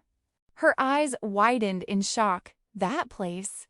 It wasn't just any dungeon. It was where the Empire found the first fallen hunters. But this was different from a typical monster attack. Their forms were eerily preserved, but they were empty inside. Ganyoa found it chilling. It was as if something had been put inside them. A voice cut through the tension. So, the two of you finally meet. A young man appeared, calling her name. Your master has returned, he smirked. Aren't you going to greet him? For a heartbeat, she was completely frozen. She finally managed a quiet word. You're really back. He asked her to talk, but she turned him down cold. She tried to walk away, but his footsteps echoed behind her. An old man scoffed at her coldness, asking Sue if those two were his students. Sue confirmed Ganyoa was. But as for that young man, tears were streaming down her face. He passed her, his voice dripping with venom. Back to hiding and crying in a corner. I see. Sue demanded to know what was happening. Was this about Sigyn? He wondered why her first instinct, even through tears, was to fight. He pressed her about Sigyn. She confessed she was just a lost child when he took her in. Ganyoa thanked Sue for saving her from that darkness. But don't interfere in my affairs. He just smiled, already acting like a protective older brother. This world is cruel enough, he said softly. Let me at least choose my own family. In his heart, she was already his little sister. He just wanted her to see him as a brother, too. But the stubborn redhead insisted she didn't need one. He asked if she'd rather he train her to the breaking point instead. A strange question, since he already did. She declared she never wanted to be the master's little sister or his student. She had only tried to support him while battling her own heart. Abandoned or not, she was raised on the spoils of their victories. Feelings like these were a luxury she could never afford. As frustrating as it was, she admitted CHU had a point. Still, she refused to stand by and do nothing. She would fight with everything she had for the master who once saved her soul. Elsewhere, in a quiet office, a man paced nervously. He called out, Yanuna? What are you doing here so late? Her reply was firm. Listen closely. This is important. In another room, a heated argument began. It's not that I don't trust them completely, ... He claims the three reverences have bravely faced the demon threat since the gates first opened. Their battles have been legendary. He demands the man stop wasting time and reveal his true purpose. At last, he's finally met Mensu. This is suspicious. 10 years ago, even a wild beast would have shown more caution. But Camo is different. He deals in harsh reality, not tricks. He admits he doesn't care for peace or the fate of humanity. He scoffs at the idea of reverence. His true desire is absolute supremacy. He challenges them to witness just how high he can climb and what power lies beyond all limits. He will crush any opponent, even if it means striking deals with demons for more strength. He argues every world leader made their own pact, all for the sake of recovery. He insists it was the only choice at the time, and no one has the right to judge him. Stunned, Zhang Ho asks if he was behind Minsu's disappearance. The boss denies it, but sees Su's return as the perfect chance to eliminate him for good. The timing is almost too perfect. He has more questions. But suddenly, an immense power fills the entire room. He calls out to Troy Dasu, remarking that it's been a long time. With a flicker of magic, the young man shatters the glass wall between them. The man with the eye patch simply cracks a grin. The boy smirks, saying the front door was far too complicated. He suggests they start the main event before any pests wander in. He gets straight to the point, asking if he was the one who sent him to the demon realm. But Tuid Dasu just scoffs. What a flashy entrance for such a dull question. Just answer me. The young man roars, but his opponent continues to toy with him. His patience gone, his power erupts, shattering the room around them. He warns him to answer now if he wants to see tomorrow. He needs to know ... Was he involved in what happened to Minjin? And if he dared to harm Yoa or her disciples? But Troy Dessou just erupts in chilling laughter. Have mockingly complains about his spilled juice and the ruined tension. He boasts that while he was gone, he was battling the world's strongest hunters. Their old rivalry no longer holds any excitement for him. For him, this fight isn't worth the risk. With a cold smile, Sue asks if he needs to get serious for him to start talking. Just as they're about to clash, Kango moves between them. He reminds them they are public figures in a civilian area. The commotion draws the confused attention of nearby security. He warns Sue that his own position isn't yet secure. Unless you want to ruin your brother's reputation, he warns, stop this now. Kai Dessou sighs, you're as annoying as ever. Things were more fun when we just fought. He wistfully calls it a truly incredible era. He then denies any part in Minshun's fate, adding that Kango joined him by her own choice. He turns to leave, telling him to come back later with his questions. But our hero remains completely silent. Gang Ho is also speechless. In that heavy silence, a knock echoes at the door. Model. Worry, the boss scoffed. There's no one stronger.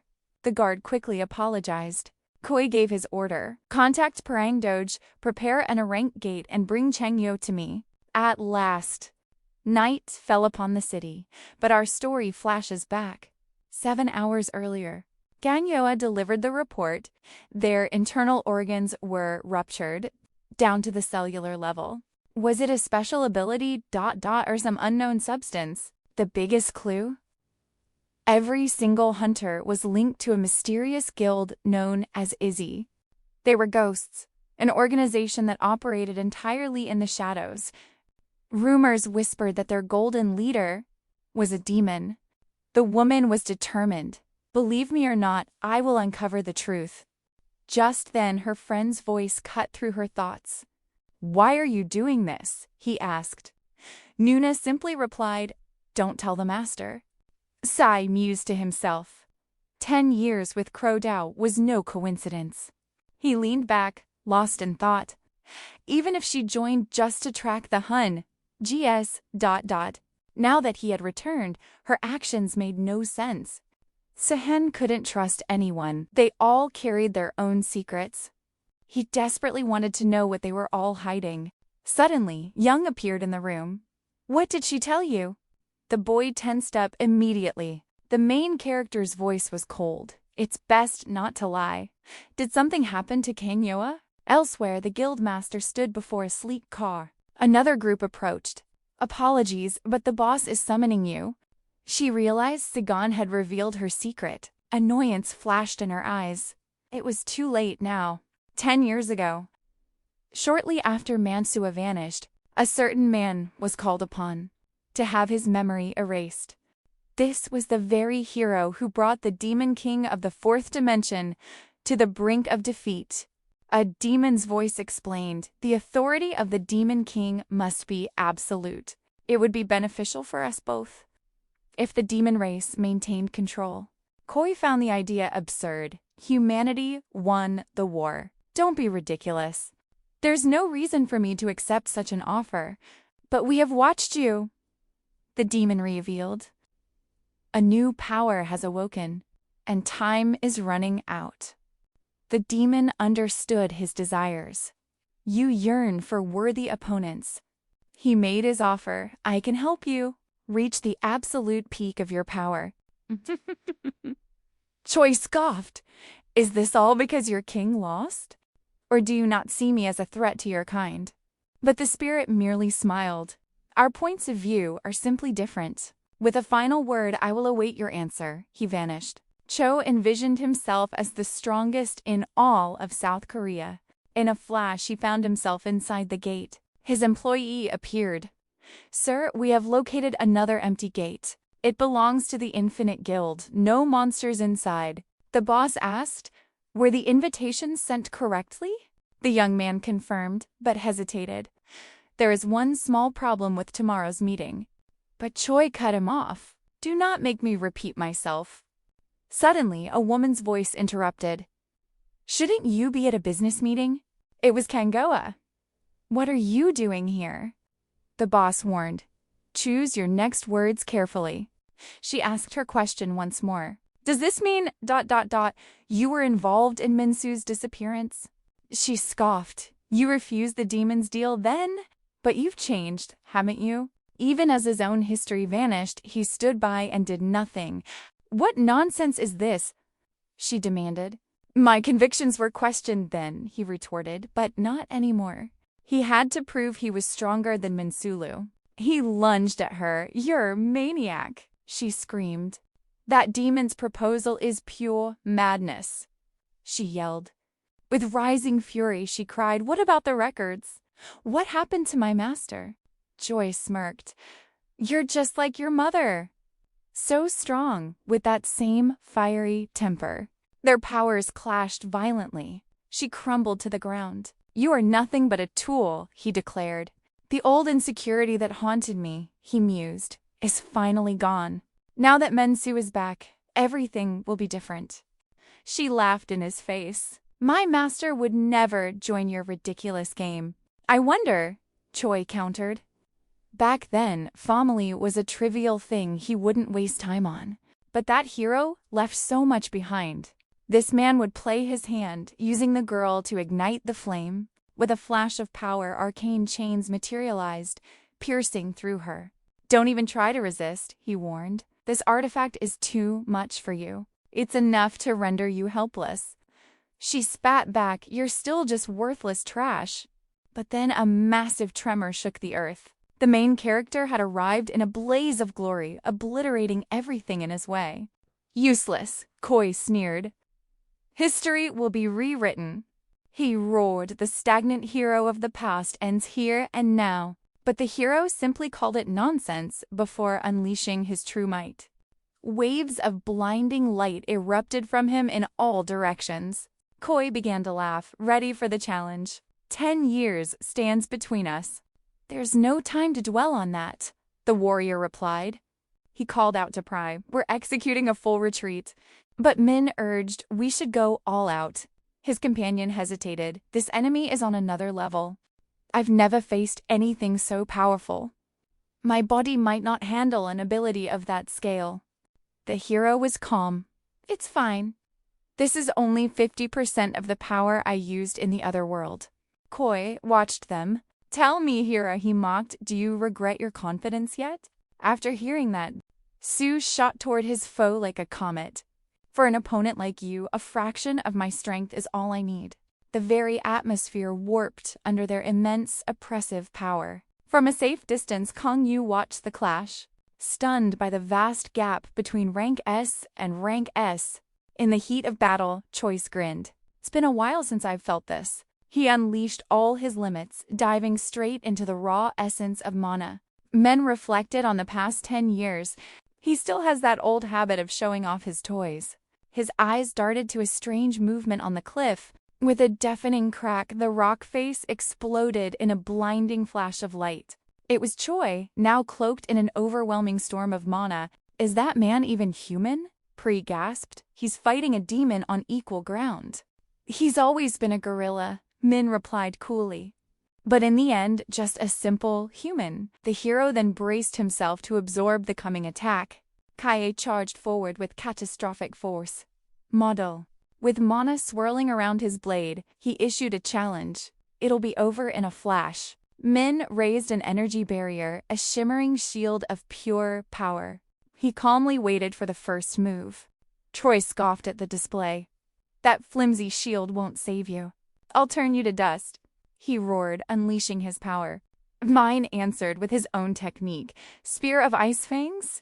The chilling attack halted the blast in its tracks. All that destructive energy was perfectly contained. But a true master like Troy wouldn't fall so easily.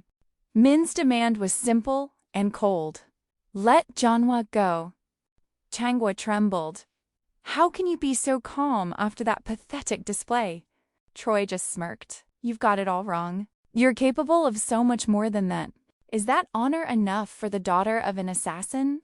He sneered. Her eyes burned with pure fury. "Don't you dare say another word!" she screamed, tears of rage streaming down her face.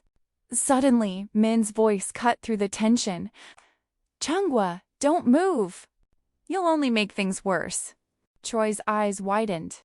Min was gathering an immense power, so potent it made the air itself crackle. A grin spread across Troy's face. Finally, the real fight begins. Min wasted no time, charging forward. "Enough of your talk."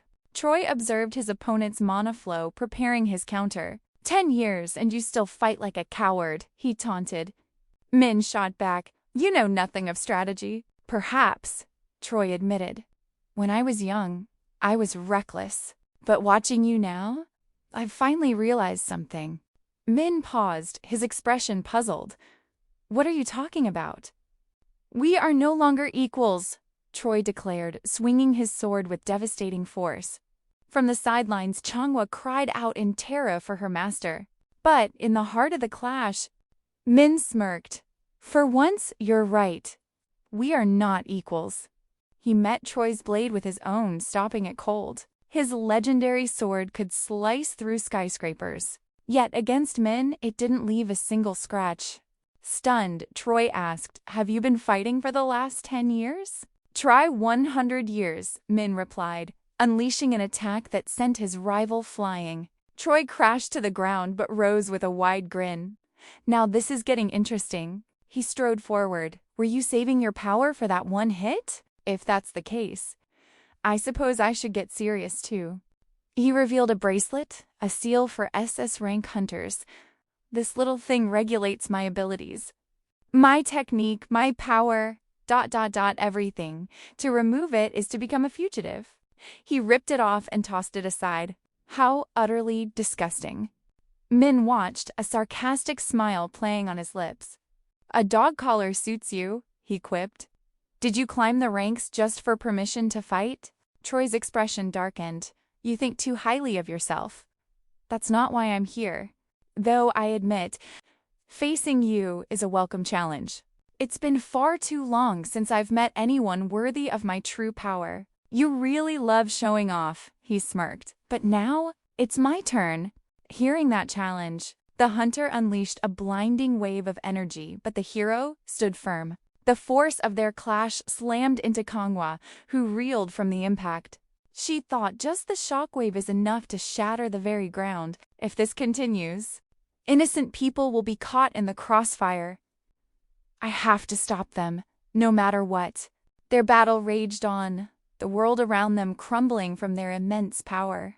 The rivals were locked in a furious duel, mana exploding with every strike. Toy grabbed his weapon, launching a devastating attack toward his foe. The hero countered instantly, shouting, "Pry, release the thunderstrike." Though weakened, his companion unleashed a bolt of incredible force. Toy realized, even at full power, the gap between us is just too immense. He roared in pure frustration, feeling utterly powerless. The hunter then hurled his weapon, a final, desperate gambit. But, mid-flight, a monstrous creature erupted from within the artifact. The beast latched onto the hero, who was stunned by the sudden ambush. Min had to act fast. Pre-activate the tamer ability now. Troy watched in disbelief. What has he been doing for the last 10 years? Min faced the creature. "I am your new master," he declared. "Now, attack him!" The hunter saw what was coming and braced himself for the onslaught. But in that instant, Changhwa leaped into the middle of the battlefield. "Have you both lost your minds?" she cried, pointing to the destruction. "The portal is collapsing. This could become a global disaster." She warned Choi, "If it does, you'll answer to an international tribunal." The hunter scoffed, calling her an arrogant brat. Changhwa stood her ground. "I've already contacted the HMCs. They are on their way. This fight is over." Hearing her words, Min paused, becoming thoughtful. Suddenly, a loud beeping sound erupted from Koi's bracelet. He picked it up from the rubble, seeing an urgent call. It was Edward from HMCS. "We need to speak with you immediately." The hunter sighed. "I'm on my way to headquarters." As he walked away, he muttered, This is why you don't tame wild beasts. I've lost interest. Koi declared the battle finished and vanished from sight. Chang were worried. He had discovered her secret.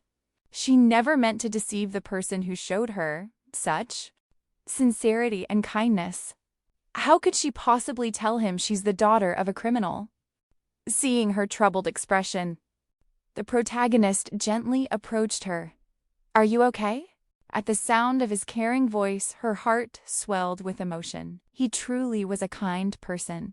She threw her arms around him joyfully. He returned the hug, teasing, "You've got way too much energy." Elsewhere, a president on a video call looked skeptical.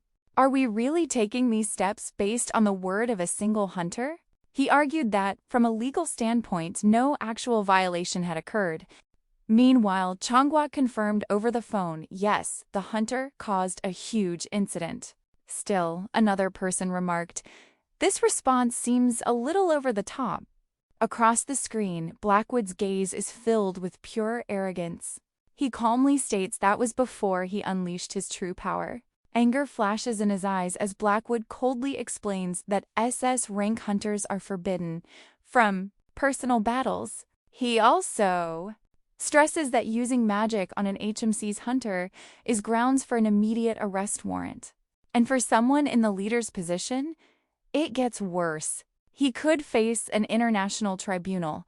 The leader's voice continues, heavy with accusation, noting that the case is solid under international law. But then he argues, in this era of peace, why cause such a stir? So he asked the president to handle the matter quietly within Korea.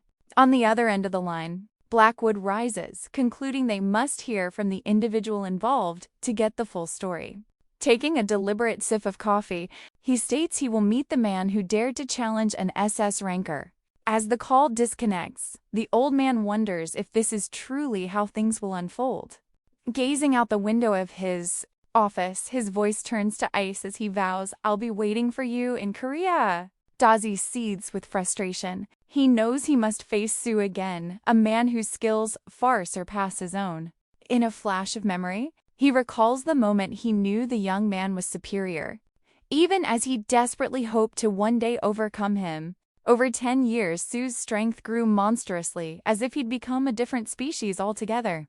Despite all his own efforts, the old man still can't accept the immense power gap between them. He wonders how many years it's been since he felt the thrill of risking it all, of fighting completely unrestrained. Staring at his fists, he knows the power he's gathered is still not enough.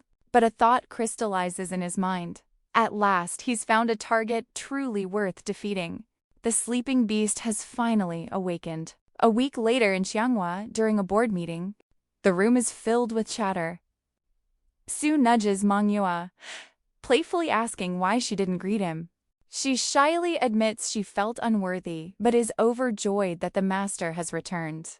The young man's teasing continues, but Yoa grows visibly uncomfortable, especially when he asks for an update on the Minjin case. Her investigation hit a dead end. She only confirmed the culprit was not from inside the country. Frustrated, the hunter explains that Choi Dao only kept her around for his own selfish benefit. She gets flustered, insisting her placement was based on evidence, not their shared family ties. But he gently places a hand on her head, saying he knows if Choi Dao had truly seen her as family, he never would have done something so unforgivable. Awkwardly, she says the master already healed her and everything is okay. But it's not about being okay.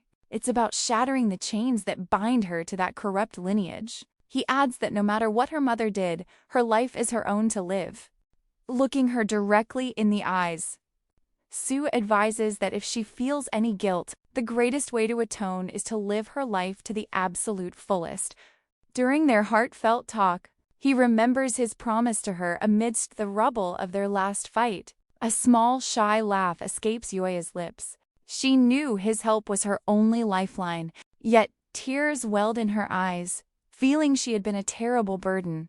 She thought of the young man, and the crushing weight of the secrets he carried for her. The master declared that Shun was always cautious, and a discussion was set for the next day. Her stomach twisted with anxiety at the thought. But the master was firm. They were adults, and the meeting was unavoidable. Glancing at his phone, he marveled at Dasu's cleanup job and Sai-chun's sharp instincts. But then Hwang Jung-kul burst in, saying he'd been calling about something urgent. Right behind him, Baek Gun-ho announced a call from HMC's. Vice President Blackwood was flying to Korea solely to see him. Did he know? Mensko knew Edward was involved. What a massive headache. Playing dumb, he wondered why the vice president would seek him out. An official order of silence was placed on the entire branch. No one had received any specifics, but the branch chief hoped Sue would talk since his name was dropped. With a deep bow, he replied that the gag order prevented him from speaking. Gun-ho didn't push, promising to share the schedule once HQ arrived. The moment they were gone, the chief ordered Jung-tu to discover why one of Dazu's allies was meeting him. Feeling all eyes on her, Yo suggested they should leave. On the street, they joked around, but Sue needed to ask about her next move. She vowed to follow his lead, to uncover the truth behind Jen's departure. A sleek, tinted car suddenly pulled up beside them. Startled, the young woman instinctively shielded Sue with her body. The dark window slid down. A familiar, mocking voice echoed from within. "So you chose to involve him after all?" It was Crow to Sue. Sugu retorted he wouldn't face those dark entities for a madman's amusement. "Don't waste my time," he scoffed. "Call me when you're preparing for your end." The old man sneered. He mocked the boy's strange hobbies and his fondness for the weak. Enraged, Sue promised, "You will regret this day." He slammed the car door shut, watching it disappear into the city. An image of a young woman surfaced, a reflection on a half-demon. At HMC's headquarters, whispers filled the air. Had the council truly arrived? Moments before, Dazu had cornered Sue and Kangwei, a shocking sight, and ordered the boy into his car. The young woman exploded with fury. "How dare you!" The old man was unfazed, telling her to stop her sentimental master-disciple act. She lunged forward, but the young man held her back. "I'll call you later," Sue promised, before stepping into the vehicle. Kaneway was left on the sidewalk, her righteous anger burning. Model. The car disappears, leaving her in the dust. Inside, Sue wonders how the man can be so calm after that brutal encounter. But for Dasa, the game was far from over. A chilling smile spread across his face. Things were just getting started. He finally had a new focus, and he would personally arrange their next confrontation. The hero scoffed, "A company president?" It was almost unbelievable. And that name? Chois. A name Sue knew all too well. Pandemonium. A shadowy group that was supposed to be history. Its remnants now scattered across the globe. After Sue vanished, they had approached Daos, using demons to ask for a favor. The president then posed the critical question: were they a mere cult, or a hidden legion of demons? Since the Great Fall, when demons were exiled to the frozen poles, they had all but vanished. The president continued laying out the puzzle. Not even the world's most powerful leaders can track their movements. However, a new piece of intel had surfaced. A hidden community of half-demons reportedly exist in the Middle Eastern deserts. The news clearly rattled Sue, catching him completely off guard. In that region, some people were transformed by exposure, while others were born of forbidden unions. But unlike the purebloods, they lacked wings or horns, allowing them to blend in perfectly. Yet they all shared one defining trait: the use of black mana. That was the extent of the official report, as gaining access to the region was nearly impossible. Dazu stared intently at Sue. "You wield black mana. In those 10 years. Did you join them?" Sue denied it, but the president pressed on, suggesting that no one could resist such immense power. With a flash of anger, the young man shot back, "I am nothing like you," ordering the driver to stop. The car screeched to a halt, the engine falling silent. Stepping out, Sue gave a final warning: "Don't you dare misjudge me." Meanwhile, at the company, whispers filled the air about Mr. Blackwood's surprise visit. They were already gathered inside the office of Director Baek Gun-ho. The director formally introduced Hunter Sue from the North Korea branch. Blackwood offered a polite greeting, but Sue cut straight to the point. demanding to know Edwin's latest scheme. The vice president calmly requested a private moment with the hunter. Though the director was clearly uneasy, his curiosity about their hidden connection was overwhelming. Reluctantly, Gunho agreed to leave them. He promised to wait just outside the door, thinking to himself that the young hunter needed to be careful. The moment the door closed, Blackwood's friendly demeanor vanished. He grabbed Sue by the collar. "For 10 years, the vice president yelled, his voice cracking with emotion. "Where were you?" He threw a light punch to Sue's chest, all the tension suddenly melting away. "I'm just so glad you're back, my friend." The weary hunter sighed, too exhausted to tell the story again, and asked for a moment to breathe. Later, as they talked, Blackwood was left speechless. Sue had been trapped in another dimension. He was once the protector of this world, a hero whose very existence was erased from everyone's minds. But now for Edward, those long-lost memories were flooding back. How could he ever forget the man who had saved his life countless times? Sue humbly brushed it off, changing the subject. "So, how did you get in touch with Yoa?" CS is chasing a shadow corporation across the globe. A single case has branches everywhere, and through its leader in Cheon, he finally found a connection. Changing the subject entirely, Blackwood offers Sue a spot at the main headquarters, but the young hunter refuses instantly, leaving the vice president baffled. He insists such talent shouldn't be wasted here. Sue coolly replies that he has his own mission. Blackwood presses, offering the company's immense resources and its unmatched investigative authority. Intrigued, Sue agrees to think about it, asking what this is all about. A portal appeared in the desert, followed by a tragic incident. Sue is stunned to hear it was caused by a dangerous enhancement drug. He questions what kind of awakening substance it could possibly be. His friend admits they have no solid evidence about the toxin or who is spreading it. The investigation has tracked a pattern of awakened individuals who mysteriously vanished over the last 6 months. Their bodies were found torn apart from the inside at a cellular level. Even after countless examinations, no drugs could be found, and the cases went cold. Until a witness in China surfaced. This person watched as a man inhaled a black powder, flew into a rage, and simply self-destructed. The powder unlocks massive mana bursts, turning users into living bombs. Sue tries to piece it all together. But how does this connect to what happened in the desert? Blackwood explains they believe that desert is ground zero. Hunter questions this since the incidents began 6 months ago. Blackwood clarifies.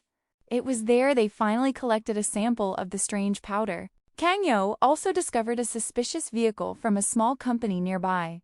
The young man reflects, finding it so typical that everything chaotic happens in the Middle East. Shifting gears, Blackwood mentions he knows Kangyo is Sue's disciple. She was the first to encounter the substance and is now deep in the investigation. He warns that if Sue helps, her path will be much easier. Then, he plays his final card, appealing to Sue's heart. "She's in danger. Will you ignore her, Mad Dog?" The hunter falls silent, seeing the perfectly laid trap. In the end, he agrees to go, admitting he already has business to settle there. Blackwood beams, certain that with Sue's help they cannot fail. Later, he questions Sue about an unauthorized duel, but the young man doesn't care about the rules. He simply scoffs, calling the old man ambitious trash. A letter lies finished, its words sealing a decision. A new mission awaits. Suge is joining the international investigators. The time for departure is now. The invitation came from Edward himself, a mysterious high-level connection. Before he leaves, a critical conversation begins. Pre's voice rings with concern. While packing, he asks about more than just food. His tone shifts. He worries Sue will push his mana to the brink again. Sue's playful reply meets a serious gaze. A strange phenomenon is affecting Pri. What could be happening? Pri reveals a startling secret. As Sue's power grows, Pri's own becomes unstable. Their last great battle triggered this imbalance. Their contract was never meant for this. With greater mana comes an uncontrollable danger for them both. The consequences are a terrifying unknown. Sue understands the immense risk. But for now, it's a danger he must manage. That last fight proved to be a valuable lesson. His thoughts drift to the awakening drug. With that, Sue's journey to Europe begins. Meanwhile, at headquarters, his arrival sparks dissent. Hikaria protests. Bringing in an outsider breaks protocol. As the team discusses the issue, Kimu arrives, ever the charmer. But Ayla is furious with the president's decision. Takara's jealousy flares. An urgent summons cuts through the tension. He's here? The new member has arrived. He just landed, personally escorted by President Blackwood. Eyebrows raise in shock. To be brought by the president himself? Who is this agent? His name is Minsu. Two figures enter with an imposing silence. The team gathers, the atmosphere electric. Blackwood makes the introduction. Hunter Minsu. The elite agents meet their unexpected new ally. But there's no time for pleasantries. An urgent case is already underway. All eyes turn to Ayla as she begins the briefing. But as they discuss sensitive information, Blackwood is suddenly called away. He offers a quick word to Team 1 before making his exit. A tense silence suddenly fills the room. Ayla breaks the tension, taking control of the briefing. Finally, the real mission begins. A holographic display springs to life, detailing the operation. Their assignment: investigate the perimeter where the strange drums were found. The portal is a dangerous AA rank, where several individuals were found with a strange chemical in their systems. Signs of a fierce struggle were scattered all around the gate, but mysteriously, no illicit substances were found inside the portal, so entry is forbidden until the investigation is complete. Another mystery was the vehicles parked just a few meters from the site. Sue absorbs every single detail, his focus unwavering. The plan now is to breach the portal and continue observations of the area. With the explanation over, Ayla opens the floor for questions. Sue claims he already knows all of this, so he has nothing to add. Hikari and Kumo glare at him as he asks a peculiar question about the possibility of demons. Ayla is taken aback. Is he suggesting those beings are connected to this case? But the hunter simply claims he wants to explore every possibility. After all, if a human with an ability was the creator, they could be tracked easily. Sue shifts focus to the vehicles, declaring the company behind them is the real lead, and requests access to their files. Hikaria immediately objects, questioning how this is related to their case. But the young man doesn't even flinch. He insists it's a valid lead, based on information he's received. The team leader lets out a sarcastic laugh. She mocks his absolute certainty. She points out that not even the directors considered such a wild theory. He meets her gaze calmly as she argues the council would never overlook such an important lead. Her words drip with scorn for the newcomer. She accuses him of appearing out of nowhere and immediately spouting nonsense. With conviction, she reminds him it's been 10 years since the accord between humans and demons was signed. To bring up that theory now is just discriminatory. Her voice rising, she's about to scream, "Just who do you think you are?" But Ayla intervenes, stopping her colleague before Stefan asks everyone to calm down. Ayla agrees that too much is at stake, so they must focus on solving the case. She sternly orders Sue to stick to the mission's objectives. They move to the next topic, the desert incursion planned for the next day. Hours later, the tense meeting ends. They'll regroup at the airport. Furious and intrigued, the leader from Japan demands to know who this mysterious upstart really is. How could an unknown suddenly appear and get special treatment from the vice director? Overhearing her, Ayla calmly advises her to let the matter go. But Hikari snaps back, accusing Ayla of taking his side. Ayla explains that, in truth, the newcomer is far more experienced than he lets on. Sue let out a yawn. The mountain of information was staggering. He turned to Frey, sighing. This is shaping up to be a massive headache. Frey nodded in agreement. As an outsider, he felt it too. Just then, Blackwood appeared, noting how the young man certainly made a splash. Sue smirked, joking that his friend must be incredibly busy to show up so late.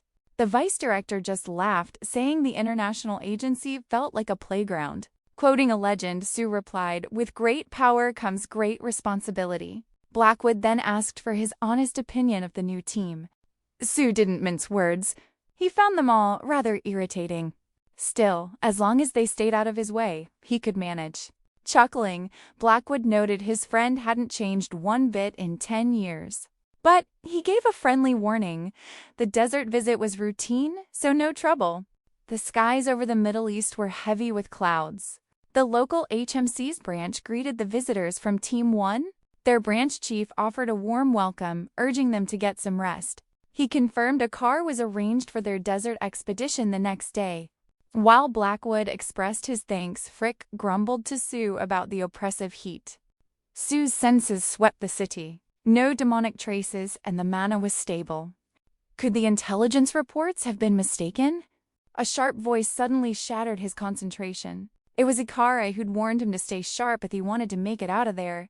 But all he could think was how utterly annoying this all was. Taking Sue's suitcase, the branch chief brought up the half-demons. He'd never seen one himself, but knew of their village out in the desert.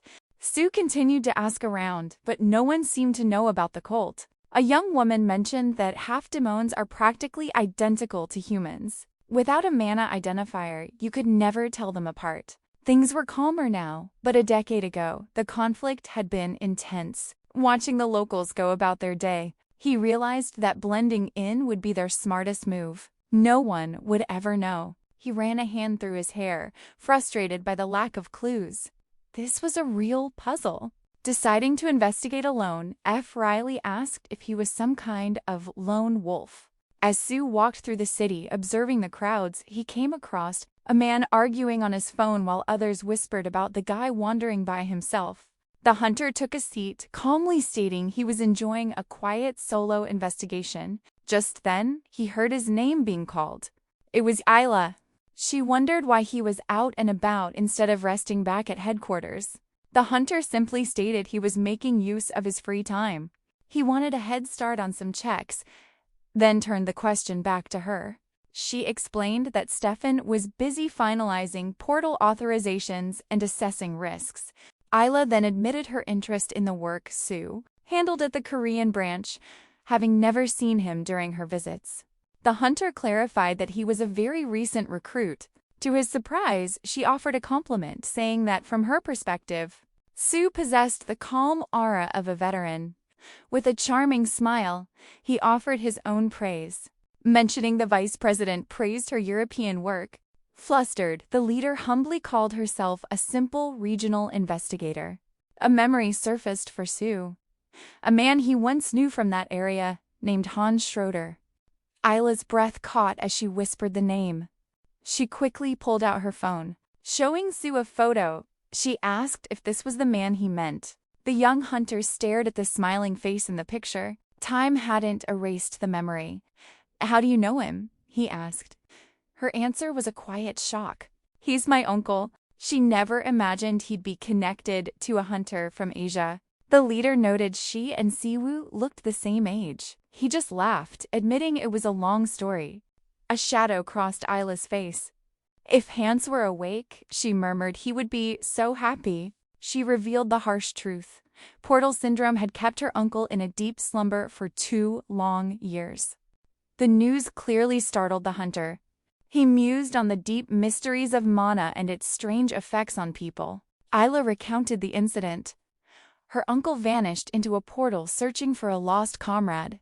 When they found him, he was already lost to the world. Ever since, hunter abilities were the only thing keeping him tethered to life. For 2 years, she had chased every lead, every rumor, with no success. Zhu recalled tales of certain portals yielding miraculous recovery items. Isla confessed that finding such an elixir was her final thread of hope. For Hans was her only family. Just then, Stefan returned. "We're ready," he announced. The portal expedition was a go. All that remained was to contact Hikari and Kumo. Sue arose without a word, his mind a whirlwind of thoughts as he headed for the car. The vehicle pressed on through endless sand, the path as difficult as the tension inside. Stefan was at the wheel. The GPS is useless, he grumbled, navigating by instinct as dusk threatened to complicate things. Siwoo stated the obvious. Everything from here on was unpredictable. A portal wasn't just a gate. It was an entirely different world. The dimension on the other side was a complete unknown. It could be a paradise of endless light or a hellish abyss where no sun ever shone. There was no way to know what awaited them until they took that first fateful step. The Japanese leader scoffed. Everyone knows that. Most portals are just like Earth, she added. But Isla's sharp gaze met hers in the mirror. A portal that takes things from people, she said coldly, is more than just an entry point. A mocking laugh came from Hikari. Are you talking about that portal syndrome nonsense? She sneered. Only a fool would lose themselves like that. Her constant jabs finally wore on Sue. Do we really have to do this now? He sighed. The leader quickly ordered them both to settle down. At last, a voice announced their arrival at the isolated coordinates. The entrance is huge, Hikari noted. Kumo reminded them of its classification, an AA rank gate. Stefan observed that the initial cleanup was complete, but as Sue scanned the official markings, he realized something was wrong. The traces of mana had vanished. The scene looks clean, almost too clean. Someone has deliberately wiped away the evidence. As the Japanese team surges forward, Isla holds them back, needing a moment to analyze the perimeter. But Hikari scoffs, calling it a waste of time to check a cleared area. And so, they march toward the ominous portal. The trio can only sigh at their impatience, following them toward the glowing abyss. From a distance, shadowed figures watch their every move. A young man with a sewn-shut mouth notes that his job just became much easier. With a chilling grin, he whispers that they're walking right into the trap. The clock strikes 5:30 in the afternoon. Nestled in the desert mountains, the Arank portal awaits as the group organizes. Isla announces they will start the investigation in the northern sector. Stefan feels a flicker of unease. It's been years since they handled a hunter-related case. As she steps into a brilliant magic circle, Isla reminds them their goal isn't to conquer the portal. She activates Genesis 3. Instantly, roots spread across the ground, detecting all life and mana. Mighty trees erupt from the soil with a deafening roar. The leader reiterates their true mission, to uncover clues about the mysterious drug. Stu watches, analyzing the incredible skill. Stepping out, Isla reports the area is clear of monsters within a 30-kilometer radius.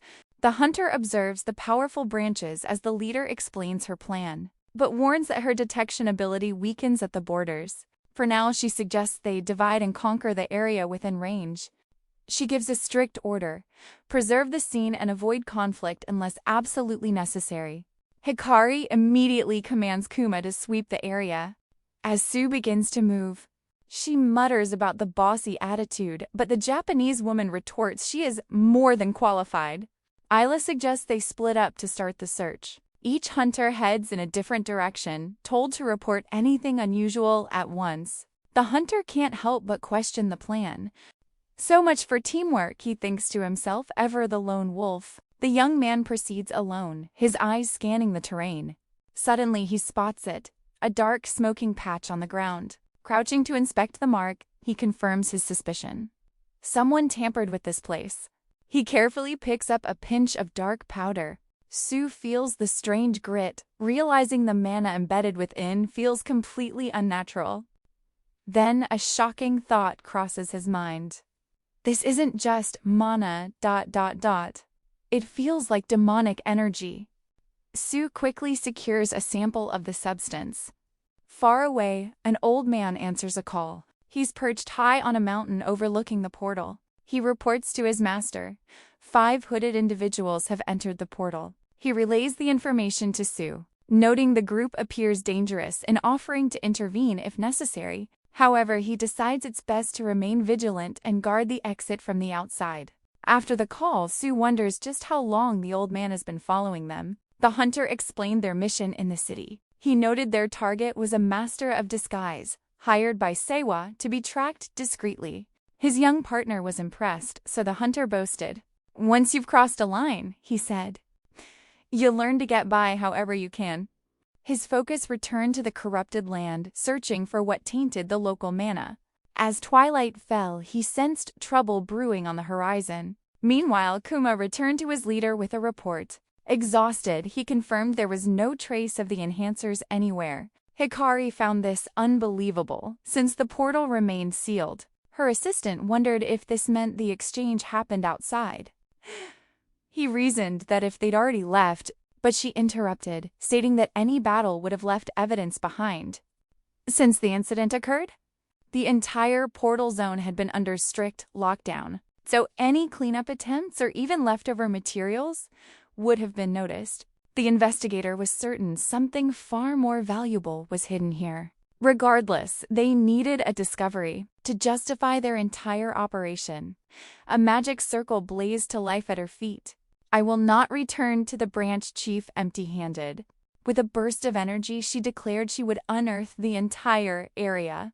She summoned the divine spirit of a colossal serpent, commanding it to search the grounds. A brilliant pillar of light shot into the heavens, visible for miles. From a distance, Isla watched in shock. This massive display of power wasn't part of the plan. Stefan immediately sprinted toward the light to investigate, leaving her behind. In that moment of distraction, shadowy figures silently closed in around her. Kua watched as the massive serpent tore through the soil with incredible speed. Hikari announced proudly, "Now let's see what's really buried here." But to her dismay, the ground revealed dozens of still figures. Her eyes widened in alarm, but Camus leaped in front of her, shouting, "They're not what they seem!" The eerie forms began to rise, revealed as undead creatures that feast on darkness. They advanced hungrily, and Camus prepared for battle against the ghouls. He noted with concern, "I've never heard of them swarming like this." "We'll find out why after we've dealt with them," his master declared. With a powerful command, she ordered her serpent to strike the monstrous forms. The luminous beast obeyed instantly, smashing through rock and risen creatures with its immense magical power. A triumphant smirk appeared on her face. "How dare these things get in my way?" But she spoke too soon, as countless more undead began clawing their way from the dirt. "There's too many of them," her assistant yelled, warning the others. Just as a ghoul lunged from behind, Stefan appeared in a flash, his power deflecting the blow. "Where did all of these monsters come from?" he demanded. "How did we miss this?" Hiker demanded. Stefan blamed her reckless digging. "Enough arguing," Camus roared. Unleashing his beast spirit, he lunged at the monsters. The impact sent them reeling back. "But they weren't down for good. Aim for the heads," Camus yelled. Grumbling, his master's serpent struck again. Its tail took out two more creatures. "My power's fading," Hikari cried out. "Stefan, get Isla now!" The assistant expertly shattered the creatures' skulls. "For a wide-scale fight," he noted, "our skills are a terrible match. We can't last much longer like this." A brilliant downpour of mana surrounded him. A grand magic circle appeared, raining mana arrows that pierced the undead. Hikari watched in awe. So many monsters, yet he hit every single one. Before her, they all collapsed in tormented cries. He cast that incredible spell with his bare hands. She wondered again, just who is this guy? Her curiosity was officially ignited. Gasping for air, Stefan was grateful for the save. "Let's fall back," he proposed. "We'll come back stronger tomorrow." Exhausted, Kimu wanted to leave the portal, but she refused. "Don't be stubborn," Sui warned. "If you keep tearing this place apart, you'll ruin the scene." "So losing mana is better than losing time?" she shot back. Suddenly, Kama pointed. "Look!" More creatures were clawing their way out of the ground. Another massive wave appeared. "Stefan, why haven't you called Isla yet?" "I've tried," he yelled back. "She isn't picking up." A worried look crossed the hunter's face. "You left her alone?" Sue bolted, leaving the others behind. He sprinted, desperately trying to get a signal. "Get inside the portal, now," he commanded. They had to track the group that followed them in. Reaching a rocky ridge, he cautiously scouted the area. He spotted a hidden crevice, I think. They took one of us. Isla was captured. It was an ambush. How did they even get in? Every entrance was supposed to be sealed. ... Can I finish her now? Robert asked. Patience, his boss replied. She is the bait for our real targets. The old man's fist tightened. No more failures. The black market must be ours. In this world of awakened ranks, he preached, power and profit go hand in hand. Save your excitement for later. I know what that stuff does, Robert sneered. How long must we wait for his orders? Ivan drew a magic circle with a substance from his own wrists. His arm was covered in strange cuts, oozing a dark crimson fluid. As it hit the ground, a dark ooze began to stir. Then, a sickly green hand burst from the soil. His circle pulsed, calling forth more undead. This was the work of a master necromancer. He commands a forbidden art that governs life in its final moments, a power that defies the very laws of existence. Watching the terrifying display, the old man wonders, is his master even human? But to rebuild his father's legendary Almac organization, he must embrace these shadowy alliances. Rhoda stares at the vial. Could I have just a small taste? The boss gives a grave warning. One drop grants his rank power, but the price is absolute. The user's own body becomes fuel for a brilliant, fleeting flame before being extinguished forever. In the silence, he marvels that it's made of mana, yet utterly untraceable. As Ivan approaches, the old man dares to ask who supplies this potent substance. A sinister laugh echoes from the young man. You have some nerve, he says, his voice dripping with ice. Your men lead investigators here, yet you demand my secrets? Stuttering, the man argues that such things happen in their line of work. Ivan mocks him. Your confidence is amusing. But I'm not telling you anything. Why would he trust a foolish boss who can't even control his own people? Robert's fury ignites at the sheer arrogance in his tone. Suddenly, the half-human Kiki appears from the shadows. Be silent, she commands. The investigators are still nearby. Ivan feigns surprise.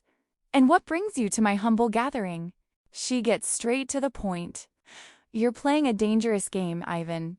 I have no desire to interfere. But your actions are jeopardizing our entire group in Isis's name. The necromancer scoffs. Is the old-fashioned leader sending you to lecture me now? Ivan smirks. If any problems arise, I'll simply erase everyone. Your leader has nothing to worry about. Kiki's eyes narrow. Have your games made you forget what it means to be human? She glances at the captive Isla. This is becoming far too risky. Ivan casually replies, Don't worry, I'll keep her around for now. Nope, Kiki cuts him off, her gaze locking onto his. I wasn't talking about the woman. I was talking about you. A glowing magic circle forms at her feet. It may be too late, but you need to think. As they face off, she asks, Are we truly on the same side anymore? Ivan is trapped in the moment. Robert whispers, Boss, who are they? Quiet, kid, and play dumb, the boss mutters. No matter what happens, that woman and the investigators will not see the morning sun. Miles away, Stefan, Hikari, and Keimu navigate a field of fallen figures. The investigator notes, if Sue hadn't cleared a path, this would have been ugly. Still, he insists, we have to call for reinforcements. The Japanese leader refuses. I'm not giving up now. Her brother grabs her arm, trying to snap her out of it. Then a figure appears ahead of them. It's Sue. A sense of dread washes over Stefan Isla. What happened to her? He's been taken. I've tracked her mana signature to this location. Kimu was shocked. How could anyone capture their leader, their powerful captain, in the hands of an enemy? It was unthinkable. The hunter scoffed. Did they really think those creatures appeared by chance? He moved forward alone, but his team was right behind him. So the summoner and the kidnappers are both inside? Sue confirmed their worst fears. A powerful strange scent filled the air, alerting Hikari. They entered a deep cavern. Could their leader truly have been dragged into this place? Suddenly, they faced two figures and a legion of the undead. Robert smirked. How kind of them to walk right into his trap. The captured leader watched in horror as her brother charged forward. There was no time for hesitation. Camus unleashed his power, launching a furious attack. Robert staggered back enraged. Do government hunters have no manners? He vowed to teach them obedience, but Camus simply tore through the undead horde. The villain laughed. They were nothing more than inexperienced rookies. His hands drew a magic circle, invoking the skill. Wolf's Spear? A torrent of golden energy surged towards the young heroes, an overwhelming power that made Sumo grit his teeth in frustration. The battle began. He slammed his hands down, raising a wall of solid rock to block the assault. Hikari realized the cramped space wouldn't allow her to summon her giant serpent.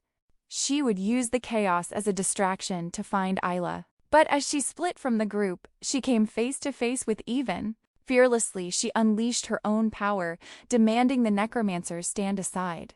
Ivan just smiled. You're beyond saving. Kimu screamed her name in desperation. Watching them, Sumu saw something truly terrifying unfold.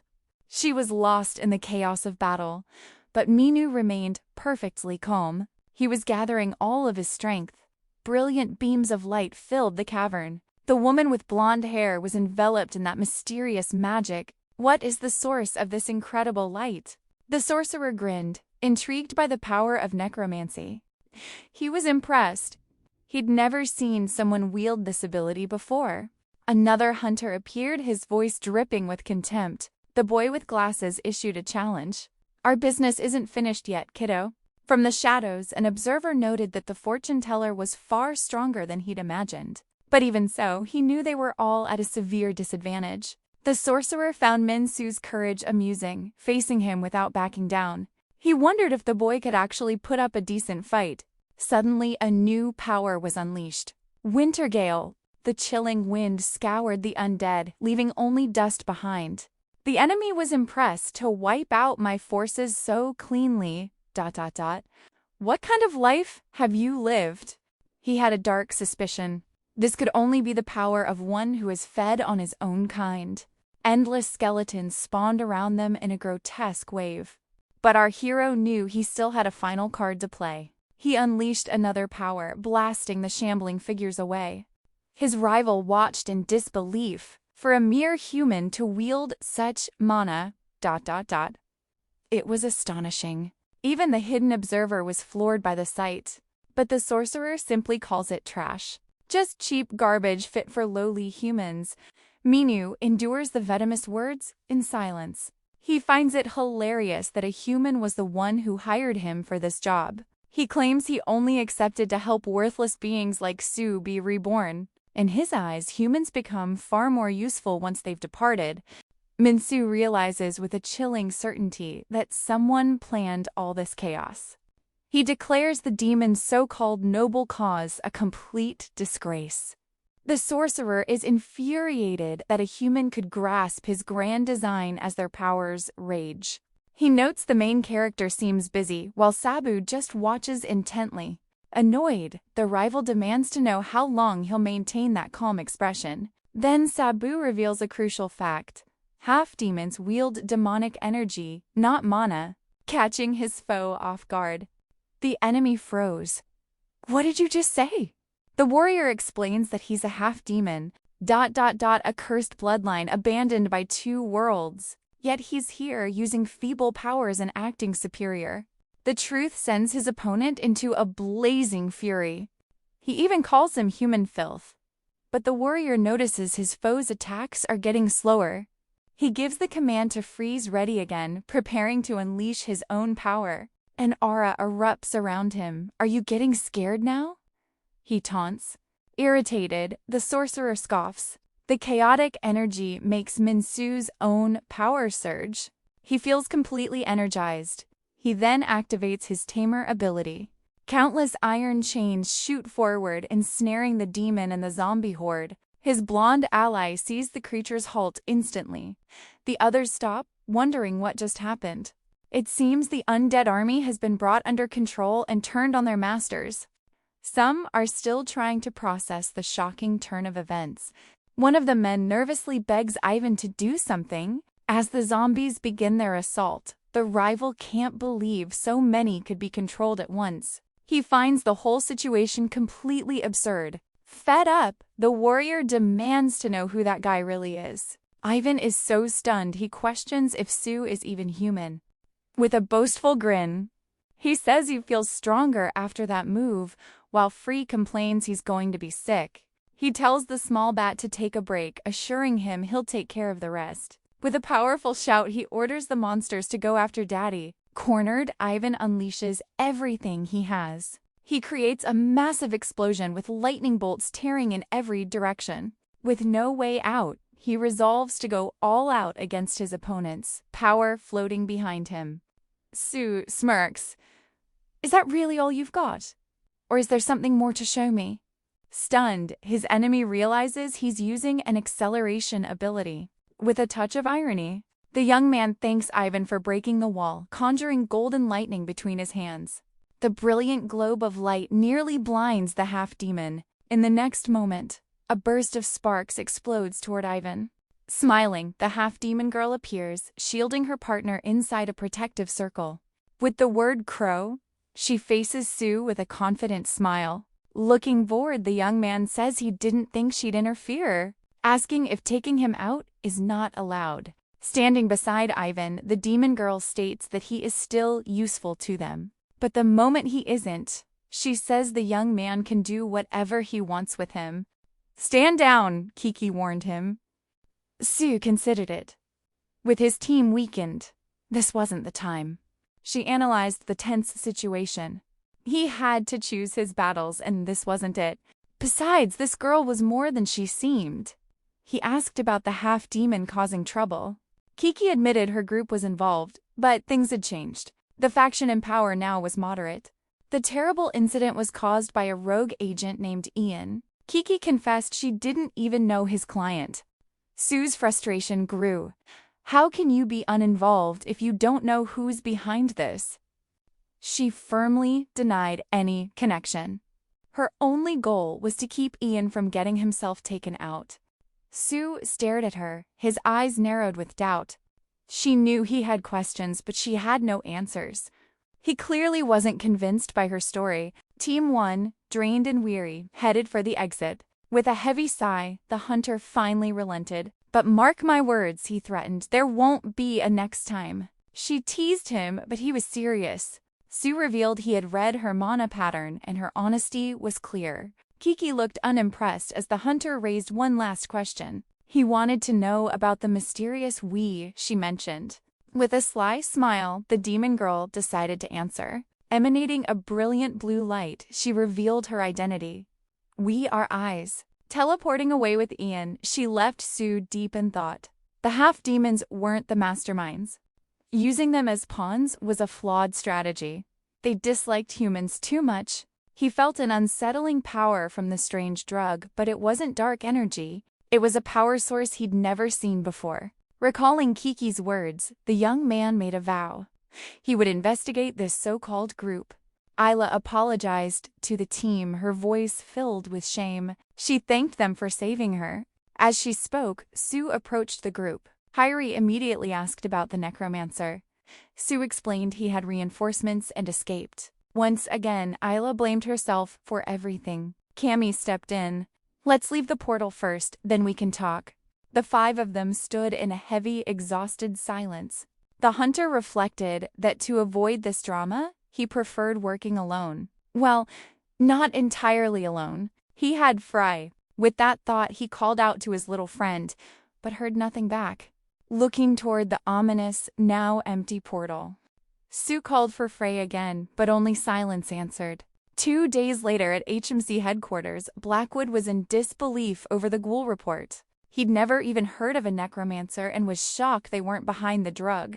Now, reflecting on his choices, he apologized for assuming it was a simple mission. But Sue smoothed things over. No one could have predicted this, he said. We were lucky. The vice president agreed, thankful everyone could return to work right away. Edward notes the legendary Mad Dog's skills are as sharp as ever. But the young hunter simply says he's returning to Korea. Surprised, Edward asks for a proper goodbye, but he claims he's far too busy. While walking through the city, a familiar figure catches his eye. It's the Japanese leader suddenly blocking his path.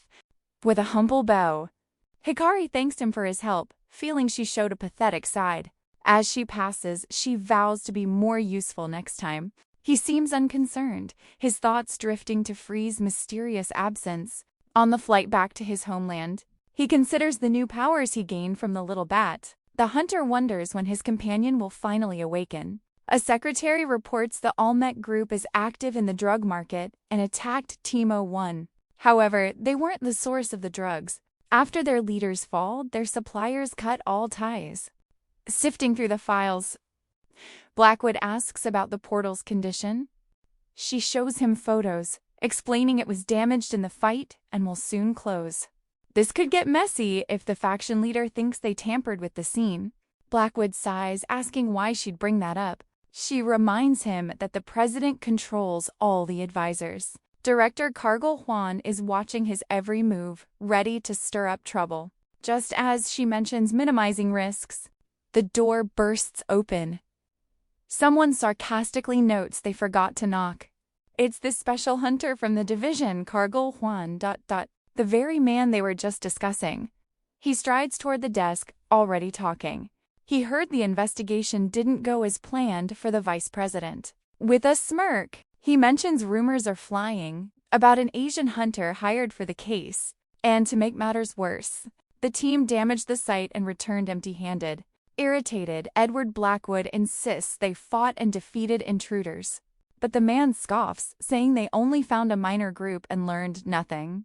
All while the esteemed vice president recruited some random hunter. Blackwood glares, his annoyance clear. Dwan questions if the investigation will now face major delays. He then suggests making the case public, causing the vice to laugh in outrage. Blackwood explains that if the intel leaks, knowledge of the drug will spread like wildfire, causing total chaos. Quan adjusts his cuff, slyly asking if their goal isn't to stop the supply chain.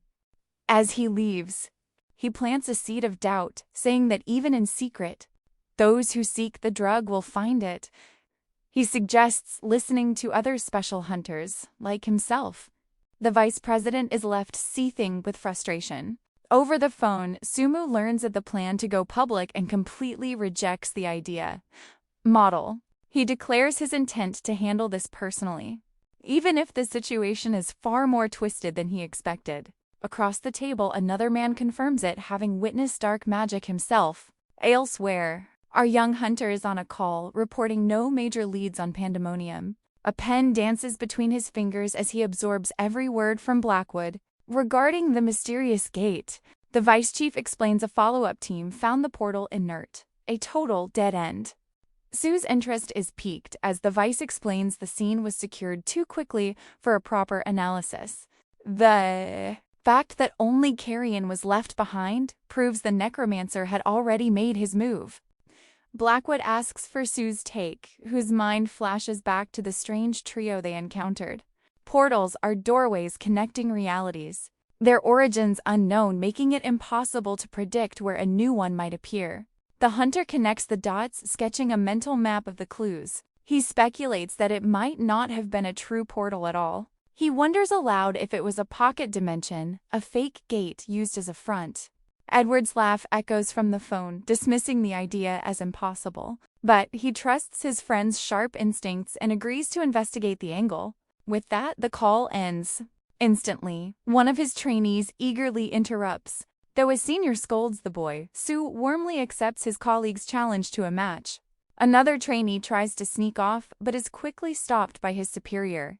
Sue stretches, thinking this is just what he needs to clear his head. Night descends on downtown Seoul as a line snakes outside a popular nightclub. Inside, the music thumps and the crowd sways. A sharply dressed man glides through, stopping at a VIP door and motioning for the guards to move. but one guard holds firm, stating the code. Shadows have no color. The man replies without missing a beat. Only the red strawberry juice remains. The door swings open, revealing a figure waiting inside. He stands with an imposing air, his eyes hidden behind sunglasses. It's been a while, the figure greets him. The visitor nods, asking how business is going. The host scans his guest. Business is good. Is the big boss with you? Taking a seat, the visitor reveals that the investigation in Korea has heated up, forcing them to halt all operations.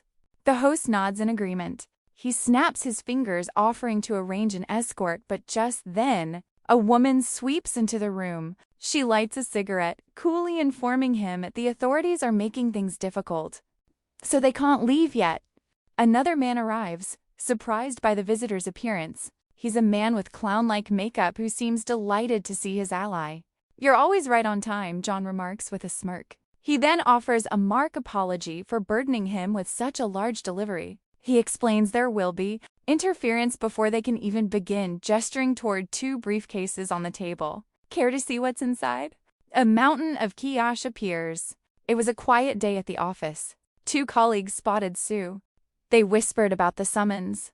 What kind of connections? ... His colleague leaned in. The drug case? It had to go public. His friend's eyes widened. You already knew? I was just following orders. Even the director was in the dark. An urgent voice called out. The director wants to see you both. Inside the director's office, a heavy silence filled the room. We've been asked to cooperate. I know about Sue's involvement. Sue calmly confirmed it. Tell me what happened out there. The director's voice trembled. Why is all this pressure on us? He looked completely shaken. We were marked to show results. What can they expect from us? We're a clean country. This order came from the top. My promotion is on the line. We are not giving up. Don't you forget this branch. Our goal is simple. Deliver results. Period. Your team is on this case now. The pressure mounted. Failure will disgrace this entire branch. The biggest cases will be yours. Jonggu grew nervous. The other teams will push back. The director turned to Sue. Then he announced their first mission. A mountain of files appeared. How is there a case this urgent? Just recently. ... I had the data team on it. The briefing began. A massive, abandoned warehouse on Nanshai Island was showing strange signs of life. It's a well-known spot for illegal trade, but now new faces from distant regions are gathering there. And for some unknown reason, awakened criminals have been clashing among the ruins in skirmishes both large and small.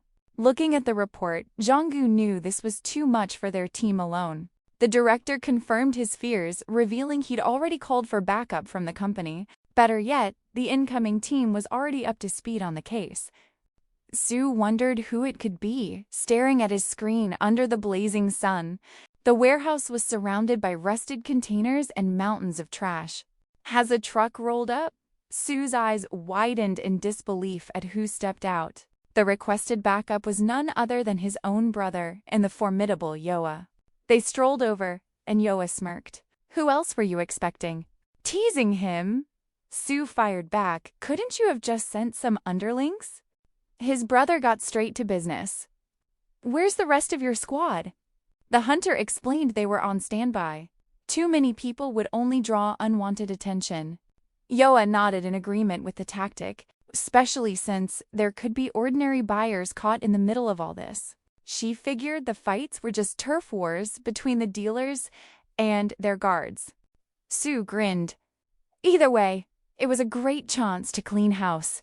Sizing up the enormous building, the girl noted it definitely looked like a major distribution hub and asked if they were ready. But Sue's brother proposed a smarter play.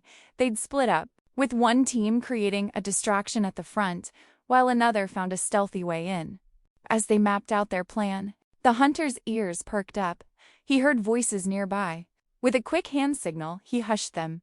Peeking around a container, Sue overheard one man boasting about traveling a long way for their amazing products. Two shady figures approached the main gate. chatting about how the new awakening substance changed everything, but the money made it all worth it. The trio pressed closer, trying to hear more. One of the men bragged he'd been in this business for 15 years. Suddenly, one mentioned John Kwan's arrival, and the other confirmed the gig boss was here to handle things personally. It had been months. Then a new voice cut in. "Who's John Kwan?" The dealers jumped, startled to see the trio standing before them. One of them scoffed. "Customers use the other entrance." Sue smirked. "We're not here for your merchandise." His voice turning cold, the hunter simply stated, "We're using this entrance." A moment later, the two dealers were tied up and left in the dust. Inside the gate, Shu asked for the plan. To Yoa, it was simple. "We break everything." His brother had a different idea. "Get closer," he whispered. He pulled a simple pin from his pocket, which then morphed into a massive battle staff as Min Shan wove a huge magic circle. He unleashed an incredible ability, Secret Light, a spell to conceal their forms. Sue watched in awe as his body turned nearly invisible. Yoa's eyes lit up with excitement. "No way! Invisibility magic is real." He explains his specialty is elemental magic, with countless applications. This refracted light, he notes, is how they remain unseen. Sue comments that their friend Free would love an ability like that. His brother then asks where the other guy vanished to. The hunter simply smiles, noting how much Sagan has grown. Embarrassed, Sagan protests being treated like a kid while Yoa demands praise too. But the hunter's patience wears thin. "Enough. Let's finish this." Inside the warehouse, hushed conversations take place. A deal is in progress. A customer tries to haggle, but the dealer refuses. Nearby, several people lie on the ground lost in a daze. Yoa, invisible, gets closer and sees no sign of the awakening substance. Sin murmurs that a concoction like this should be sold somewhere more private, suggesting they listen for clues. The young woman points out the place is massive, with too many people to round up. But Sue's brother disagrees with that approach. He argues it's useless if they're just released the next day. Even if they manage to shut this market down, another will just pop up. The only way is to dismantle the entire organization. Suddenly, they hear a strange noise as a dazed man runs right toward them. He dashes past them and disappears into the depths of the warehouse. The dealers are distracted by the disturbance. One of them complains that people use the substance right there instead of going outside. Curious, his partner wonders why the ones with the wildest reactions crawl into the basement. The team listens carefully. The young woman whispers that the place gives her chills. Sue makes a decision. "Stay here and observe. I'm going in." Sagan and Yoa want to join him, but he firmly tells them to stay put and remain silent. They have no choice but to obey. Calmly, the hunter finds what looks like an escape route into the sewers. The environment is dark and bewilderingly complex. Stumu feels a strange energy he can't quite describe. It's not mana. It feels more like the summoning arts of that investigator he met, but it wasn't like calling forth a normal spirit. He wonders if they could be spiritual beasts and activates one of his powers. What he discovers is completely unexpected. There is no sinister aura in the air. He questions what he should even call this feeling. He guesses they are just ghosts when a little girl appears, asking him not to harm her friends. The protagonist is stunned. How could she possibly see through his ability? He looks at her, a lost and lonely child in such a dark place. He asks who she is, but the girl just answers with a question of her own. She explains this place is her home. Sue asks how a sewer could be home, and she says home is any place her body can rest. The warrior needed to understand more. He asks about her parents and why she has so many scrapes and bruises. The girl says her parents left her to buy more of their strange potions. She is alone here and got hurt while searching for something to eat. Deeply concerned, Sue asks if she has been living there all alone with the ghosts. A faint glow appears around the girl, though she claims it's nothing compared to her big brothers. And just like that, our hero realizes she's the reason he can see the spirits. She smiles, explaining that her ghostly friends always protect her. They warn her of danger, and even showed her the way through this maze. With a grin, Sumu sees an opportunity. Her ability could be very useful. He asks for her name. She shyly replies, Sheen. Sumu then asks if her friends could do him a small favor, like locating the bad guys in this labyrinth. Ji nods confidently. Yes, they can. Elsewhere, a henchman stares in disbelief. Was that what I think it was? His partner confirms it. A pure, undiluted compound. A single dose could take down any ranked hunter. This stuff was beyond rare. The first thug worries about the potential risks, but his partner waves it off, claiming it's perfectly safe. They stand in a filthy hideout, but there's a purpose to this place. This is their secret lab. Just as he gloats, a strange noise echoes through the room. A chilling feeling creeps in. Did you hear that? The other scoffs, dismissing it as a common rat. But it was no rat. Rumors had whispered about strange happenings in these tunnels. A ghostly shadow brushes past a thug's face, sparking instant panic. They scramble away, terrified of a spirit's curse, only to find Mensu at the door with Sheen on his back. He smirks. That's definitely not a ghost. With a flash of power, he sends the men flying into the wall, declaring, I'm very real. Mensu gently tells Sheen to hide until it's safe. He gives her a grateful look for guiding him straight to his targets. Looking at the compound, he mockingly asks why they didn't share something so nice. He calls out to the thugs but gets no response. Maybe he hit them a little too hard. Beside a briefcase, the vial containing the mysterious substance lay shattered on the ground.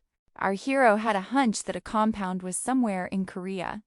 Suddenly, an overwhelming presence catches him completely off guard.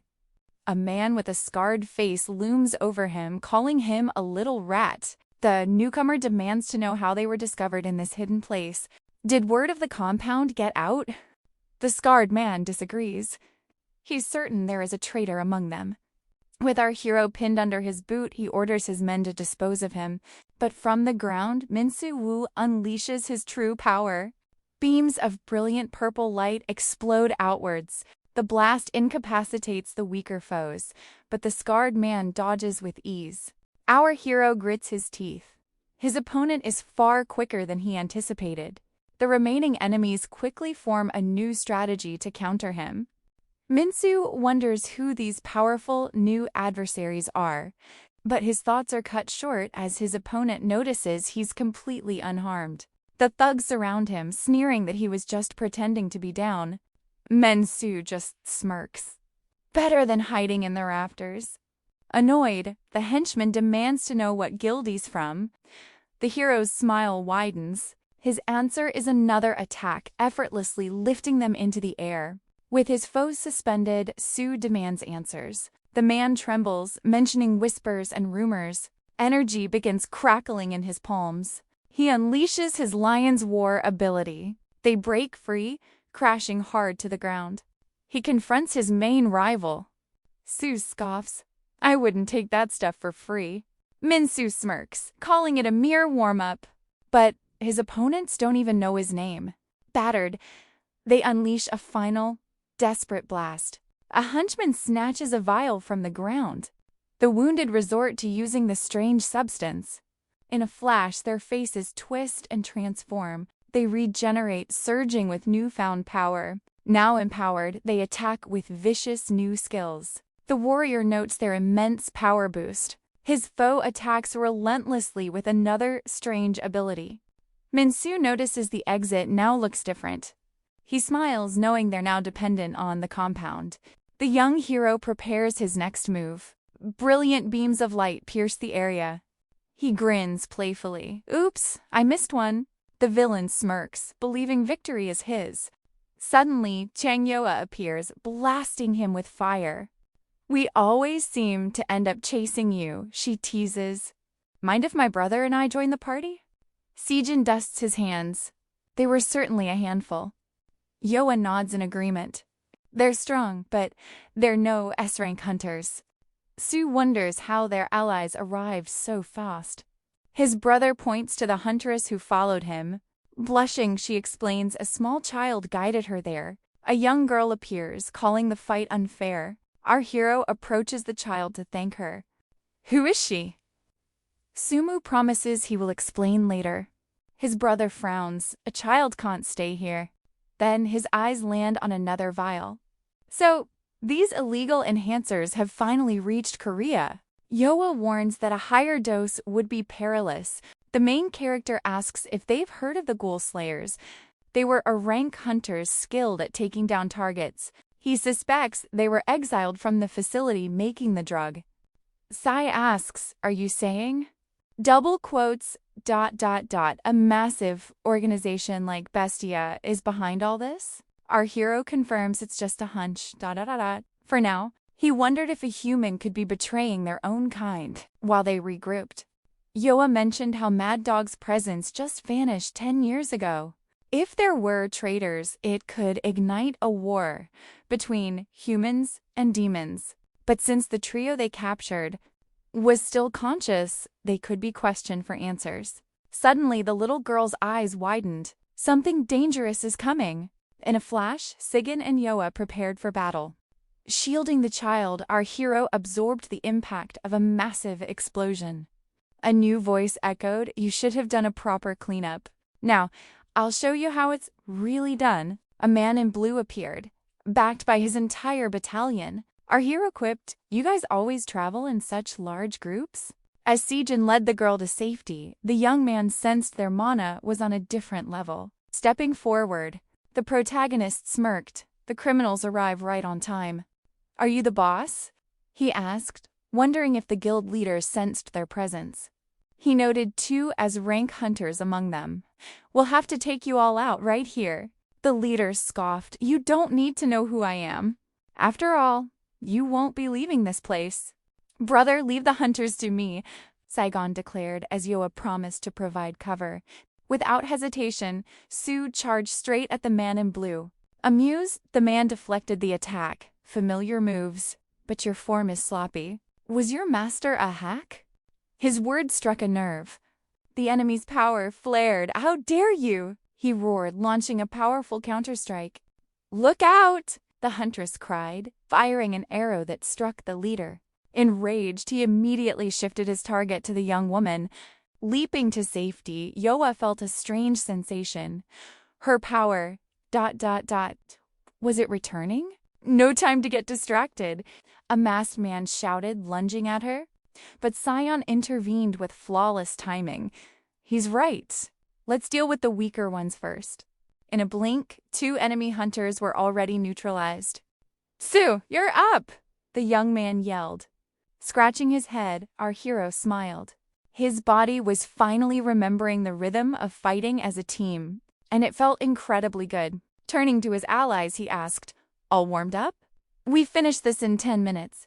With his ability awakened, the protagonist rushed forward, putting the enemy leader on the defensive. While clashing, Sue taunted him. You've been winding up that big attack for a while now. Is that right hook all you've got? You talk too much, the man snarled, preparing his skill. But our hero saw right through it. You're just absorbing and returning my energy. It's a simple counter skill. The man froze, caught completely off guard. A confident grin spread across his face. And now your little trick is useless. Dodging the blow, he left the man's arm injured. The leader stared in disbelief. How can someone like you use the Asura ability? He lunges forward, declaring the obvious. He then reveals a stunning truth. He created this very technique. A single strike sends the man in blue flying. The man knows instantly. ... He won't recover before the next attack lands. Sue explains calmly. Mana takes many forms, he says, all depending on how you use your energy core. When those forms are systemized and given a name, they become Azure. The enemy scrambles away, desperate for an escape. He calls out for number 1, but in a flash, our hero appears right behind him. You really shouldn't have let your guard down. He sends his opponent hurtling through the air once more. The impact is immense, shattering the concrete wall behind him. Sue casually picks up a vial. I answered your question, but you clearly have no desire to listen. So let's switch roles. I'm the only one here who can still speak. After all. Pinned to the floor, the man demands, "Who in the world are you?" Crouching down beside him. Our hero sighs, "You really don't listen, do you?" It's my turn for questions. He grabs the man's face, forcing the vial into his mouth. Why give this to your subordinates but not take it yourself? And who is behind this operation? The guild leader spits the vial out with contempt. That stuff is just a cheap imitation, he scoffs. Nothing you do will change a thing. In this world, only the fittest survive. Ever since the gates appeared, an awaken's power is the only thing that matters. Even if you stop us, another group with a new drug will just take our place. The man smirks. Isn't it a blessing for the weak to shine, even for a moment, before they're consumed? Grasping the man's neck, our hero's eyes turn cold. By that twisted logic, I'll win, because I'm stronger. A decisive blow sends a spray of crimson liquid from the man's lips. Ready to end it, the protagonist leans in. You should answer before you're consumed too.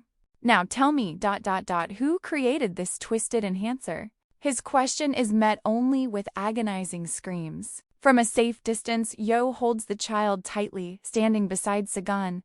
The young man watches intently. Don't you think Sue has changed? Compared to 10 years ago?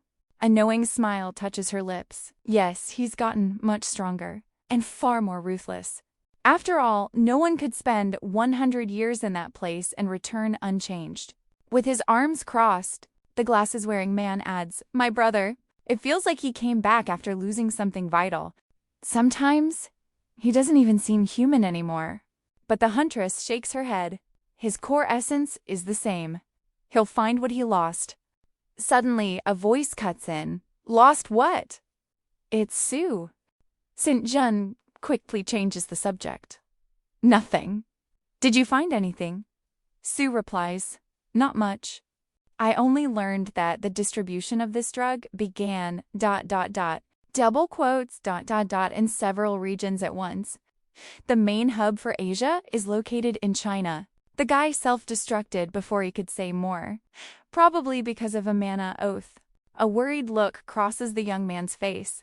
Then we should get back immediately. Yoa, still cradling the little girl, nods. I'll try to find this child's parents. But Sue's mind is already racing. If they don't end this operation soon, the drug will spread like wildfire. So there must be a control point for the Korean region. The scene shifts to Nara, an exclusive private club. Inside, a tattooed man demands, "What do you mean? The factory was abandoned?" A younger man reports HMCS raided the site, and because of it, ... we lost Leo and the Ani assassins. The tattooed man presses. And Pooh? His subordinate replies he's anxious about his twin, but still follows Deong's orders. A flash of irritation. How annoying! He sighs, just as his phone begins to ring. He answers immediately. Done, report. The voice on the line is smooth. I heard the Korean operation hit a snag. We released the drug as planned, the man confirms. They took the bait. A chilling laugh echoes from the phone. I already know. After all, I was the one who leaked the intel to HMCs. Losing a few pawns is a small price to pay for ultimate control. While HMCs waste time on empty factories. You will focus on moving more product. But that's too risky. The man protests. We'll be tracked. We've already lost contact with Leo and the Oni team. Don't worry, Dajong states calmly. They all signed confidentiality contracts. Besides, Korea's strongest hunters vanished 10 years ago. They are no threat. Back at the hunter's office, Director John gives a grim update. We arrested low-level distributors and users at the factory. And while we shut down their sales website, ... this is hardly a victory. The real players behind the sales to the Awakened are gone. Junggu adds, the ones we caught claimed the users were desperate for it, despite the setbacks. ... We recovered a sample and traced the network's origin to China. Jian scoffs, and you believe that's enough? The man fires back. What more could we have possibly done? The director cuts through the tension. Report. Have the other teams found anything? A blue-haired hunter speaks. My team is still investigating the few leads we have. Beside him, a silver-haired youth adds, it's the same for the South team. They were ambushed and forced to retreat. The director's fury erupts. Why is everyone so utterly incompetent? Jong-gyu ventures a dangerous question. Sir, are we positive this illegal drug is truly out there? Are you suggesting HQ fabricated this? He roars. The Japan branch is in chaos over this very threat. That's not what I meant, sir, he says quickly. Jian interjects. Even if we secure the drug, we lack the means to analyze it. It must be sent to HQ. Two hunters whisper in the back. He's completely obsessed with climbing the ranks. Still enraged, John demands, and where is Sue? Jong-gu reports he took a day off for personal matters. Elsewhere, Yoa smiles at our hero. Do you like it? I do, he answers, but is it really okay for me to accept this? The huntress reassures him it's more than okay. Saejun chimes in, it's only right you have a place of your own. That guy always crashed at the office, and Shu never gave him a moment of peace. With the little one's hand in his, he mused that as a natural awakened, she might find it hard to adapt. Yo smiled, calling the child a rare gem, and promised to visit daily. Saejun chimed in that he'd be there every day too, considering his investment. The place was practically his second home now. Sue laughed, realizing this was their grand scheme all along. The moment swept him back into the past, when his team was still whole. Dejang had questioned why they needed to live together just to hunt demons. Our hero had a simple answer. He needed his people by his side. Because no matter what, he would always protect his own. Neo told the boy to drop the rebellious act, but he shot back that they weren't her kids. He remembered the 100 years he survived in another world, clinging to that single memory. In the end, he couldn't save everyone. He returned to the present, his resolve hardened. This time things would be different. Someone teased he was walking too slow. He simply smiled. When Fry wakes up, he thought he's in for a real surprise. The day faded, and the little girl slept soundly in her new bed. On the phone, Sue pressed Jong-gu about the lab's connection theory. The man confirmed it. The illicit substance had a mana signature they'd never seen before. But a link to demons, pure speculation. Demonic energy isn't exactly rare anymore. You just have to go to Huchinra to find it. He added that no nation would start a war over baseless rumors. Sue understood. Hanging up, he grimly noted that the demons had won humanity's trust. While sorting through boxes, he felt like they were being deliberately led astray.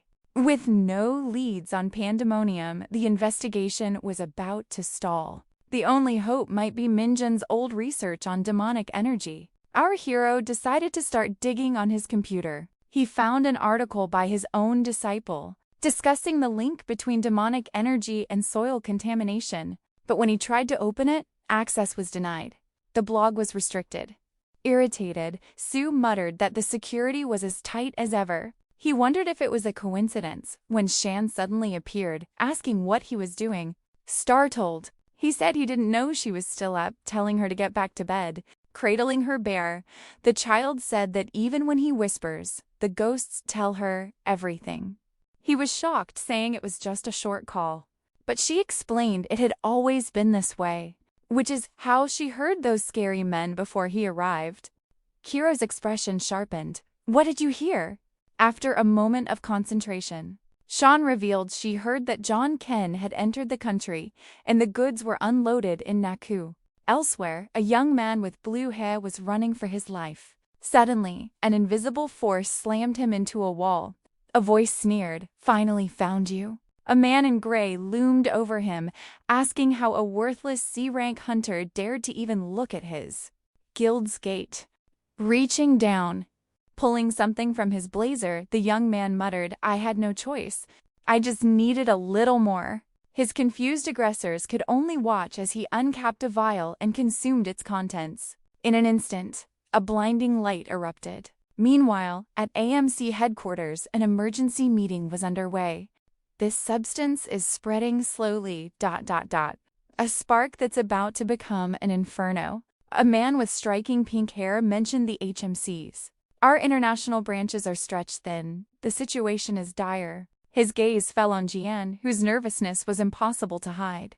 But before Jian could even speak, another official chimed in, dismissing the Korean branch's meager findings. They're pointing fingers at a distribution center in China without a shred of proof. Another agreed, skeptical of the report from such a notoriously greedy agency. A bearded man intervened, attempting to calm the room. Let's not pressure the vice president. He must have his reasons for this. Therefore, we should grant full authority to the very hunter who made the claim. Completely cornered, Jian had to agree. 2 days later, at the HMC's Korean branch, Jong-gu was in disbelief. Shu, you're in charge? They're clearly using you as a shield. Suv gave a grim nod. This is about a coward struggle at HQ, not about getting results. Which is why I need to find something concrete on my own. He glanced at the note our protagonist had passed him. The team leader asked, "What is Narak?" It's a key word, from a kid who was at the abandoned factory. That could be anything. A bar, a restaurant, even a company. Our hero scoffed, and this top agency can't find one illegal hideout? Jong-gu looked worried. We're still a national organization, even if we're small. These criminals probably aren't operating with a registered name. Su's decision was immediate. Request investigative cooperation from Korea's 7 major guilds. But sir, this is a confidential investigation, the team leader protested. Then don't give them all the details, our protagonist countered. Besides, as head of this investigation, who here can stop me? Sigon and Yoa will always come when I call, Janju added. They have a connection with me. But our hero cut him off. Are you trying to please everyone while the world falls apart? Or do you want every hunter in the country to end up like that? If not, ... then stop talking and make the calls. The scene shifts to the presidential office. Inside, the president greeted his guest, Jillian. It has been a while. The master of the legendary Immeasurable Legion Guild simply nodded. Cutting to the chase, the president asked, "Is this about your guild?" She pushed a document across the desk. Census sent a request for cooperation to all guilds in the heptagram. The president was stunned. A request for cooperation? The details are classified, she clarified, but it concerns awakened criminals. The Berserk Hunter incidents. Cases of hunters with explosive power spikes. How dare a mere agency approach the heptagram? He wonders if the wild mad dog is behind this. The president smirks, giving his approval. She is the guild master, after all. With a swift motion, Julian pensed his reply. The next day, Jangu is met with a formal rejection. The blue-haired agent reports that most guilds have agreed. Only Immeasurable Legion and Frozen Soul refused. The team leader sighs in relief. That's better than I expected. Just then, Sue enters the room, curious about their meeting. The man grins. Perfect timing. Looking over the list of cooperating guilds, our hero asks, "Is it strange for hunters to transfer to the HMCs?" The young agent explains it's quite common. Guilds offer better pay and perks. But some hunters are driven by a strong sense of duty. The main character scans the names. We should watch the ones from Diamond... White... Lion... and Warrior King. An insider at KMC must be leaking information. Her colleague seems confused. What does that have to do with anything? Sue explains there's huge profit involved. A major guild must be pulling the strings. Their quick agreement to cooperate is suspicious, unless they have something to hide or a reason to play along. Does my theory hold up? Our hero asks. But before Jong-gu can even respond, Kim bursts in. I've found it. The location is almost certainly ... Nearok.